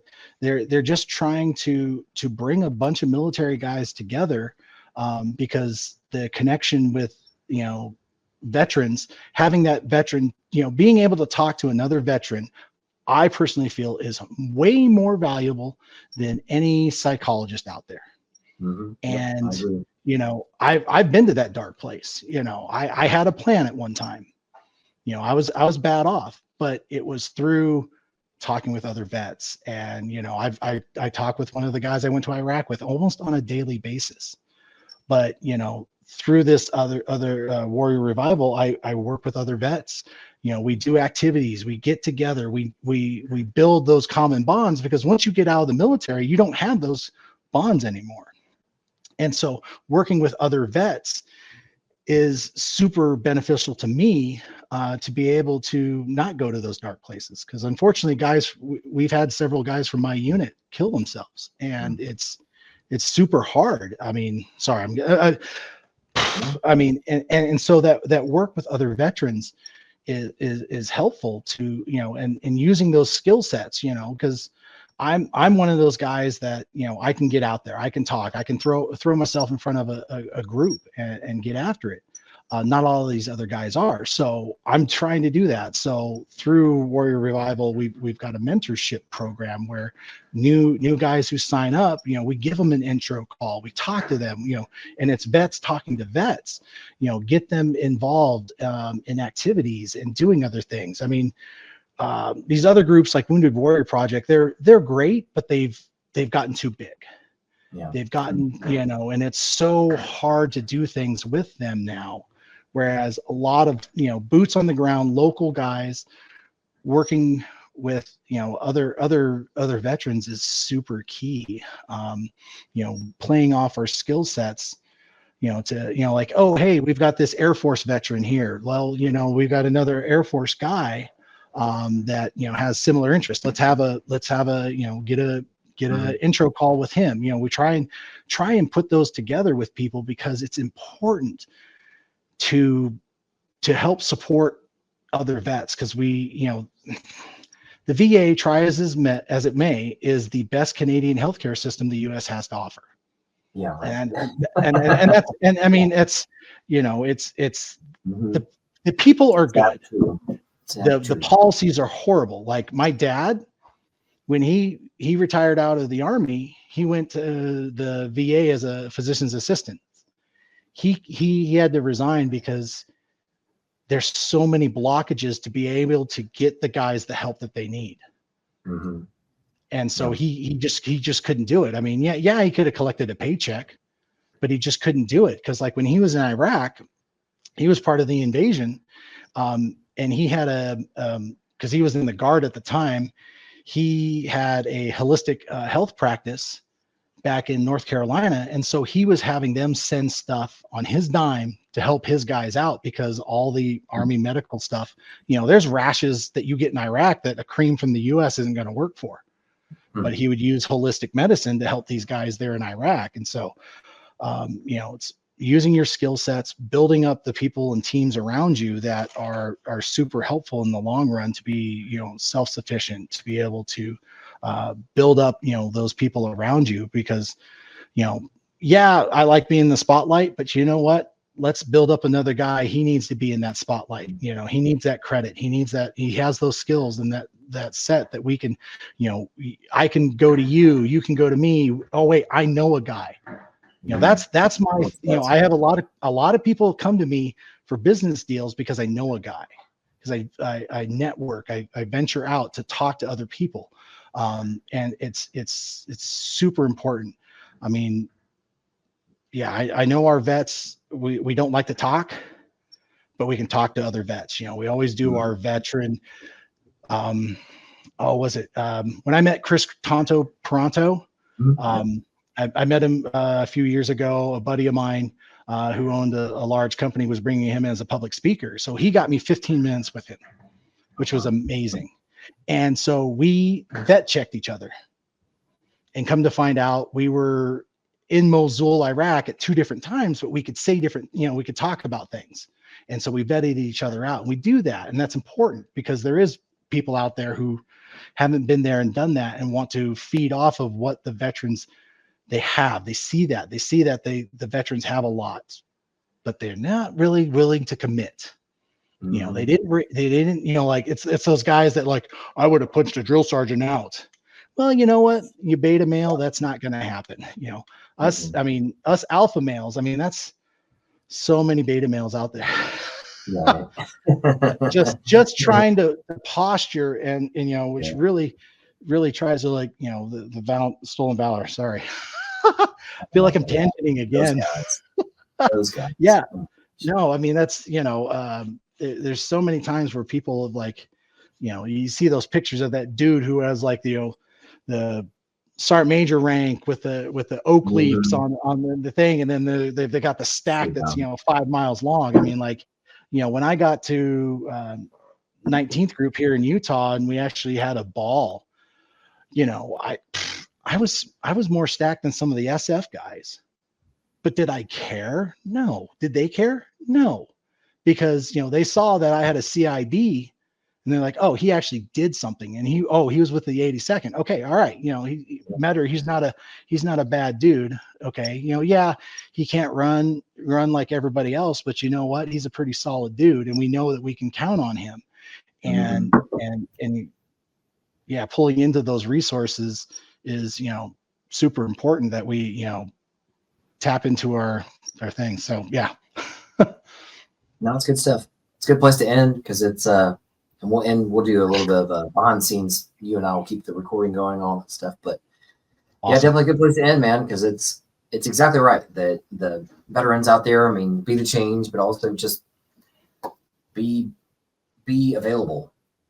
If you're falling or you feel like you're falling, lean on somebody because they need you just as much. And I call it puppy videos. You can get veterans together and it just quickly turns into puppy videos. We're just checking each other and, oh, wow, that's small world. Like, I mean, Chris's dad was a medevac pilot. Like, how small fucking world is that I was a medevac pilot? So it's so small world. But yeah, well, good shit. Well, like I said, Chris, anything that you've got, like, we'll have you email my staff on anything you have mentioned today, like links or websites or any events that you've got going on or anything you're passionate about. We'll make sure that we put that into the descriptions and stuff like that, so the producers can put that in there. So you don't have to memorize everything. But certainly Awesome. Appreciate you being here today, and we'll say bye to everybody out there right now. But look up Chris and keep an eye out for Salt Lake City and for his positive madness to be happening out there over the next 5 years and all that stuff. But well, good shit, man. I appreciate it.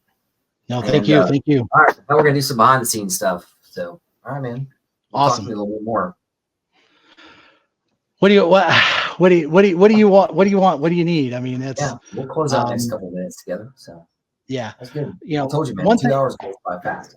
Yeah, no, it does. Like one of the things I have a problem as a veteran is, there's trying to, because I'm doing cryptocurrency, I can't find anybody to lend me any money. I mean, like, the COO of Merkel Standard, he's a Osprey pilot in the reserves. Oh, wow. And he started his crypto operation, but man, he got a loan through the Small Business Administration, but man, he had to massage it out, oh, it's a data center and this and that, so that's, trying to find funding. That's my biggest problem right now is, because, I could, my expansion is going to cost, $50,000, and my wife's not the most happy about doing things outside of Utah. I'm like, well, it doesn't make business sense. 12 cents a kilowatt hour for power in Utah compared to 5. I mean, that's $1,500 extra or more. Yeah. It's just math. I mean, I don't know. I mean, how much, I don't know how much experience you've got in the lending space or what have you. I've got people out there. Cause like you mentioned, let's say, drones and stuff, right? Like there's so many veterans who are now in the tech space and with drones, just for an example.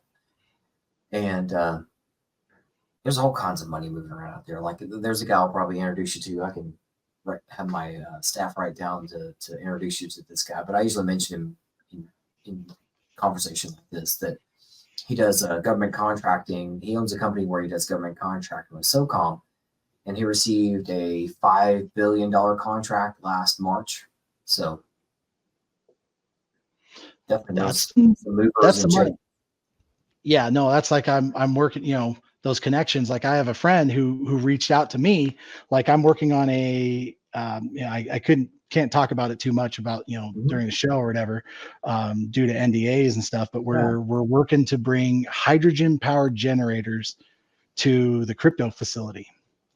And there's so much money out there for hydrogen power, and people are just clamoring for it. And okay, cool. Yeah, it's green energy. I don't give a fuck if it's about green energy. I care about the commission I'm going to make on each one of these sales. But and then that leads to another business connection that he's working with me on, selling comms towers, deployable comms towers that you can have up and running in 4 hours to Taiwan for $2 billion. Oh yeah, no, there's some crazy things out there, and it's about who and so making those contacts and it's so crucial. But I don't have money contacts. I've got people and organizations, but I don't have money contacts. Well, if you go back to my first episode of this podcast, the guy that I interviewed, an 06 Colonel, he's an older guy, and I'm saying this nicely, but an older guy. Oh man, this dude's wearing a t-shirt. It's gonna go kind of nowhere, but he is all levels with it, and he's working on and has already been shooting, moving, communicating with getting a multi-million-dollar facility that is being currently built. So they were in Central America to help veterans go down there and get some like trauma care and PTSD care and all that kind of stuff. Like doing some of the ayahuasca stuff and probably. Yeah. So just a lot of outside of America medicine, Yeah. And but yeah, if you go back and watch him, he talks about that a lot. But, usually people are like, oh, I've got a plan, I got a thought, I got a thing. I have no way to move and get this actionable items. But this guy, he was already like, yeah, I'm on this board, that board, and blah, blah, blah. And so if you want to look somebody up, that's the first dude I'd say look up. Okay. Yeah. No, let's keep the shit going. No, I'll definitely do that. Cause that's, because my buddy who's got the ammo manufacturing up in Washington, man, that's his biggest problem, was trying to get funding, because funding is, especially for ammo manufacturing, none of the banks want to touch ammo, because they're so, so he had to do some creative lending. But now he landed a $5 million ammo deal, making 9 mil. He just got another, I think it's like a $2 million deal, making 5.56. I mean, it's been hard. Like his credit card transaction process, he was doing it through Square, and then they finally found out he was ammo manufacturing, and they said nope. Yep. And so I forget. Yep. He works with another company now for credit card processing. And it's like, man, like, crypto, Litecoin, there's credit card processing through it. That's 1% charge instead of the bank charging 3%. Crazy. And the crazy thing about it is that they do a 1 for 20 verification system, whereas a bank does 1 for 1. So, instead of sending it to one machine, the verification goes, okay, it's good. It goes to 20 machines. And if one of those kicks it back, I'm like, for 1% charge, you're getting 20 times the double check of your process. I mean, man, it's just, that's the crypto space is lazy. It's late.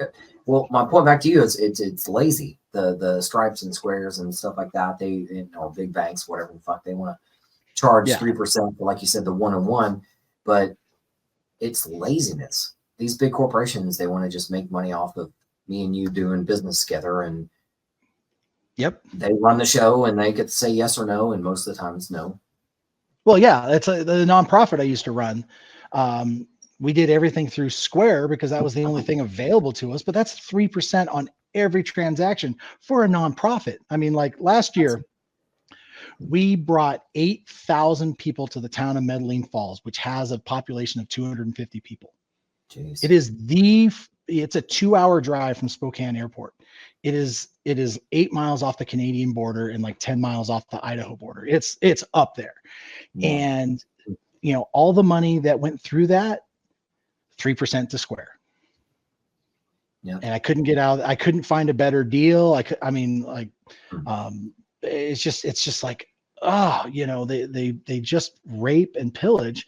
But since the veterans group I'm working with now, they use a Zephy, and they don't charge a lot for processing fees. I don't have the numbers on it, because I'm volunteering. I'm helping, guiding them, because they've only been around for 1 year, and they're doing so much better than a lot of the other veterans. Like, we had a VFW commander got relieved of his command because he was doing his small business on VFW property, and the VFW was not receiving any of the proper funds it was supposed to.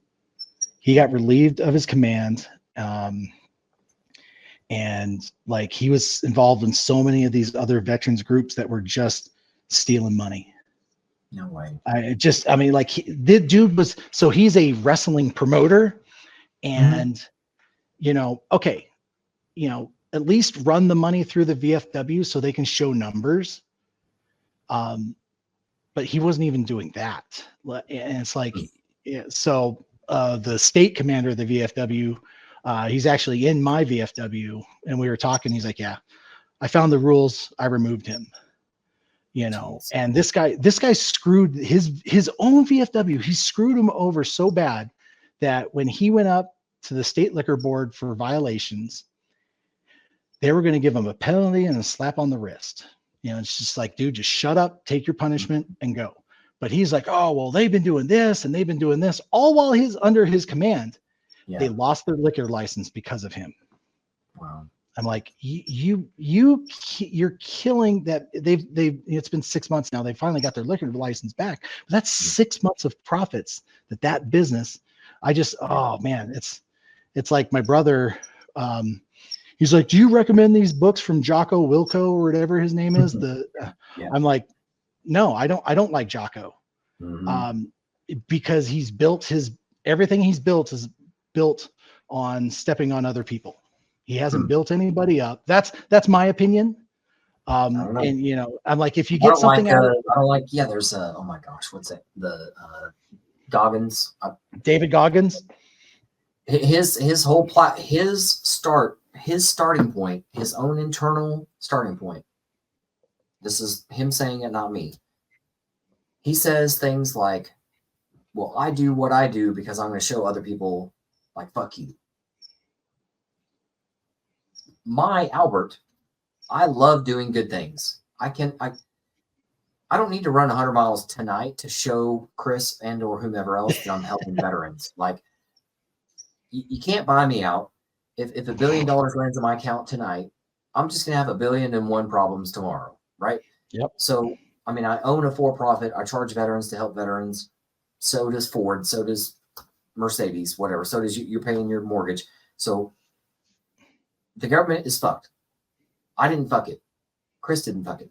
So I'm just here to get, let's say, Chris's money in his pocket. That's it. I got my money in my pocket, and many other clients out there to get their money in their pocket so that they can make their own decisions. And I like to help people. I don't know. I don't agree with Goggins stuff. I don't know too much about other people who wake up at 4:30 in the morning and whatever. Because I don't want to say I don't care, but like, if it counts and it stacks in a good way, and I mean stacks up, like if you look back at my clients will go, man, Albert's fucking legit, dude. That's my client saying that. And why? Because they've got their money in their pocket, not the government. Oh. So absolutely. Yeah. No, you build on your relationships that you've created with your clients and customers, and you let the reviews speak for themselves. I mean, that's, so many people just like, it's, David Goggins. I mean, he's done some crazy, amazing things. Cool. But who I respect out of the Navy SEALs? That Navy SEAL who was an astronaut. I forget his name, but he's got his PhD. He was a Navy SEAL. Yada yada, and like, he's not out there pomp and circumstance running around on stage like, you got to do my system, you got to follow my I'm like, if you get something from it, okay, cool. It's not for me because, you know, I've sat in front of those guys and they're like, you got to change your ways. You got to do this. I'm like, cool. Where are you? What's your team around you? Oh, it's nobody. Nobody wants to work with you. But when you bring people in, build people up, and, you know, like that's, praise them on their successes, and, and just like, that's their spotlight. That's not mine. That's their spotlight. If I helped him, great. That's amazing. It's just me helping another human being be better. And that's cool because that's what we need, is more people being better to each other. Not like, you got to do my system. You got to run 40 miles a day. You know why I get up at 4:30? Cause you're dumb. Cause I don't want to get up at 6. So. I don't want to do that shit. Yeah. Yep. Yeah. It's so funny. Yeah, I'm glad we're chatting about that. That's just I don't know what good it does to anybody. I mean, but again, it goes back to my line of, there's ecosystems for a reason. Somebody out there is the next Navy SEAL. Great. Albert, am not a Navy SEAL. I will not be one because I don't like being cold, wet, and sandy. I did fine being a medevac pilot. So, but I've done shit that maybe Navy SEALs wouldn't want to do, but they do shit I don't want to do. So there you go. Ecosystem for a reason. No, exactly. I mean, you use your skills to your best, your advantage. And, some people just don't leverage those things and those tools. And that's why when I talk to people who have, hey, you're in the Army, what's some good advice?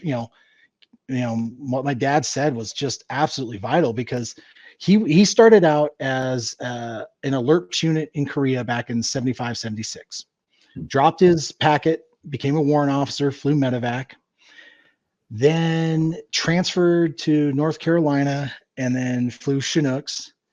And then he couldn't keep up his flight hours because of his practice, because he was a PA at that time. The Army put him through all the schooling, and, he got enough so he could be a PA. He gave up his commission and then was a platoon sergeant for a medic unit. Wow. Did 3 tours to Iraq.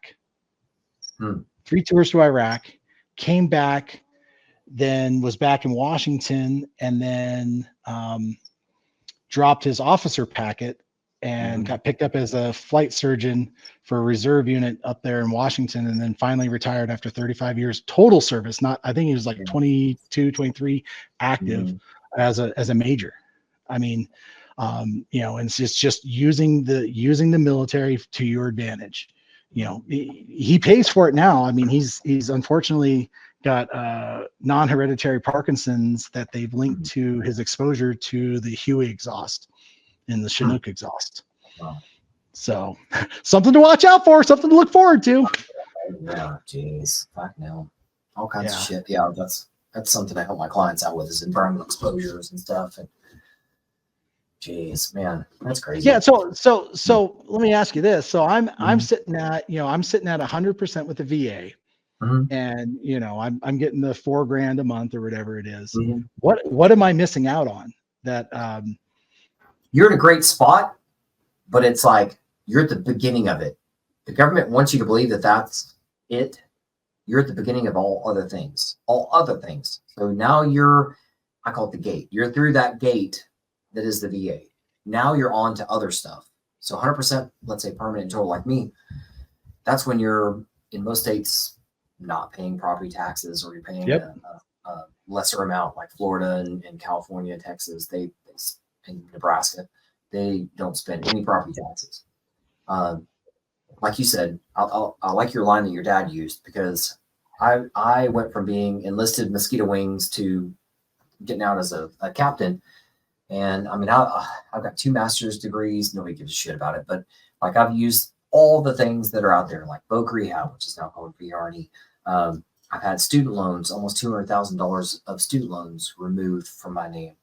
All kinds of other entities out there, like let's say VA loans for your house and stuff like that. And just knowing how to play the game the right way, the game of life, but use every bit of it your advantage. Going back to my map GPS analogy, the government or the world, Mother Nature and Father Time play with fucking GPS. You better be able to as well. So like, if you want to start a business or expand a business or grow a business or own your own time, that's what most veterans want to do, is own their own time. You have to know how to do that. So like, Yeah. that's what I help my clients through. So Yeah, no, because I've, being at 100% state of Utah, I don't pay any property taxes. Plus with the lower tax rates overall compared to the state of Washington, I'm winning, because I'm actually making more an hour at my regular job than I was at my regular job in Washington. Plus, my CPA is amazing. Nice. Whenever I go anywhere, whenever I travel, like this weekend, I'm going to San Diego for me and my wife's anniversary. I know at some point I'm going to talk about my business, and I'm going to try. So what you're saying is you're going on a retreat. You're going on a corporate retreat. Yep, going on a corporate retreat with my number one employee. Yeah, I'm a small business owner. I know. I don't go on vacation on corporate retreats because everywhere I go, there's people that I want to talk to, and that's veterans. And yeah, and a lot of guys don't understand this. I mean, I have my house here. It's big enough. I've got a mother-in-law's apartment. I rent that out, and then I rent my back pasture out to that renter who's a horse farrier. Also, he's a ranger from the 80s. So that's, he's, solid dude. He pays his rent every month by the second. I mean, just, my wife's like, well, we should raise his rent. I'm like, okay, but, I'd rather have a solid payer on rent who's not an issue than someone who's paying more that is an issue. You get a kick out of this. My dad was a farrier in the blacksmith. So, oh, yeah? Yeah, no, that's I mean, it's the things I've learned from, I'm like, wow, just that. I mean, someone paid him $1,000 to drive 3 hours to do like their 5 horses. I mean, he's that good that, people pay him to travel. But understanding all these small tax benefits that people have by creating your own little LLC, getting that EIN number is so crazy with what the opportunities it opens up. Then, like all my trips, I go back up to Washington, my wife's like, you're always up there. I'm like, well, it's paid for. It's part of my business. You're going to really love this circle that I'm about to give you. My granddad, who was a doctor, an anesthesiologist in World War II, he gets out as a captain, and then he does some medical stuff for a little bit. He's pissed off. He doesn't like the government, figures out he doesn't like the government, but he's out in California. So he becomes more entrepreneurial. So he starts raising horses out there and starts owning racehorses. And then, so he has his 3 kiddos, and my mom is his oldest daughter. And a couple of years later, my dad, who is a horseshoer, they meet up in California because my granddad needed somebody to shoe some horses. And my dad, who was from Ohio, doesn't like cold weather. So he ends up out there in Southern California at a horse track out there. And so that's how my parents met. And then we moved I was born in California, and then we moved to Texas and all that stuff. So yeah, fucking small world, man. Just that's awesome. I mean, veterans shooting, moving, communicating. You know what I mean? So, it's just so amazing how much, these small world connections actually end up being and doing a lot. I mean, if all my business connections that I've been doing, I laid the foundation through, my nonprofit work. If it wasn't for the nonprofit, I wouldn't have been elected as a city councilman, because it was getting my face out there doing so, because the community up there had nobody. The former president of the tourism group wasn't doing anything. And, I got involved because I'm like, okay, yeah, I'll come, I'll help run your booth or whatever. I'm like, why are we, I got to see it. I'm like, why are we running a booth advertising tourism in the area we're trying to get people to? You got to go other places. Yeah. Well, it's like, and my number one line I always use is like, it's about putting butts in the seats.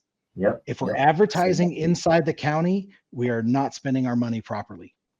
So if it doesn't make dollars, it doesn't make sense. These lines are for a fucking reason. Well, yeah, and I've you know, the new president, she keeps hitting me up because I just like, there's too much going on. I have to cut some things out because, you know, I'm looking at, you know, potentially going to Taiwan with this group to seal the deal on this tower deal. Well, you know, there's a lot more that goes into all this stuff, you know, because the ITARs, blah blah blah blah blah. Yeah. But it's you know, but it's all these connections. So I had to step back from that group, and she's like, she's making all these mistakes that I had to correct them over the 6 years. I mean, like, for a nonprofit, we had 8,000 people come to the event last year. We made $15,000 Wow. as a nonprofit. So, you know, between sponsors and everything, and we had everything paid for before day one of the event. And it was a Bigfoot festival. And Awesome. so, you know, and to have, but this year they're like, oh, we can't get the sponsors, and we're not. I'm like, because you're not doing the things that the lessons I taught you, you should have kept using. You know, they're spending. I was able to get better social media traction through spending $500 on Facebook advertising than what we spent $8,000 on TV and radio ads. Oh my God. And I had the numbers to show it. And they're like, oh yeah, we have all this pass-through traffic. I'm like, you have 20,000 individual pass-through traffic for $8,000. I have 220,000 individual pass-throughs on our Facebook alone with $500. So you tell me who's got the better marketing skills. It just doesn't make sense. Yep. Yeah. I mean, leveraging, I leveraged AI creating content, you know, photos. I mean, just I'll pay $20 a month for Chat GPT. Yeah, exactly. And you put your things in there, and I use it at work for my emails because the organization that hires us to do our work is a very, very, very large liberal organization. And you have to like, we're in construction. So, you know, I'm that 10-pound sledge. No, we have to use a jeweler's hammer with all these emails. And so it's like, ChatGPT, rewrite this. Okay. Oh, you yeah, motherfuckers. Dear folks, dear fellow Americans. Yeah, exactly. And that's, you know, and they're not utilized, you know, we have these tools, utilize them. It makes our lives easier. And, you know, when you don't, you obviously fail. I mean, they're looking at, you know, severe deficit. So they've been cutting a lot of things. I'm like, it's not me. I left on a high note. Yeah. Oh my God. So yeah. What's up, man? Well, I definitely appreciate you being out here today. And I know we're coming up on our 2-hour mark, but yeah, definitely keep us in the loop on how things are going. Jump back on anytime for the podcast again for follow-ups. And oh yeah, no, for sure. Look up my well, I'm sure I'll have my staff email you and give you some next steps on some other things that we've got going on with the book and books. Oh and yeah, all that kind of stuff, and pre-launch and launch of the books and the my other company that I help you guys get your empires going and growing. And you're to the point where most of us are, where once you got past, like, let's say your first million or something like that, you need to start partnering with the right people and just really vetting people at that high fucking caliber level to be able to go, okay, I know a guy who does a $5 billion company or a $5 billion deal with the SOCOM. Yeah. No, and that's I've got those guys. Like I've got one of my guys, he has the personal numbers of the president of Chrysler, Fiat, DHL, UPS, you know, like I've got that guy. Like he can pick up the, you know, and he's not a vet, he's a firefighter. Well, he's a volunteer firefighter, but he's got those connections because he used to work in all that space, and he's really interested in helping vets. And I've been trying to help him with his nonprofit, but I'm like, do these things and the vets will come, but he's not. And it's like, okay, I mean, you know, your goal is good, but he's not as effective as he could be with helping vets. But he's I got a guy, you know, it's always, but yeah. That's good shit. Good shit. Yeah. Yeah. All right, brother. Yeah, Jenny, we'll email Chris and make sure you're squared away, and we'll keep in touch, man. Definitely. Awesome, man. I appreciate your time. And yeah. Thanks, man. Our pleasure. All right, Chris. Have a good one. All right. You too. Thanks.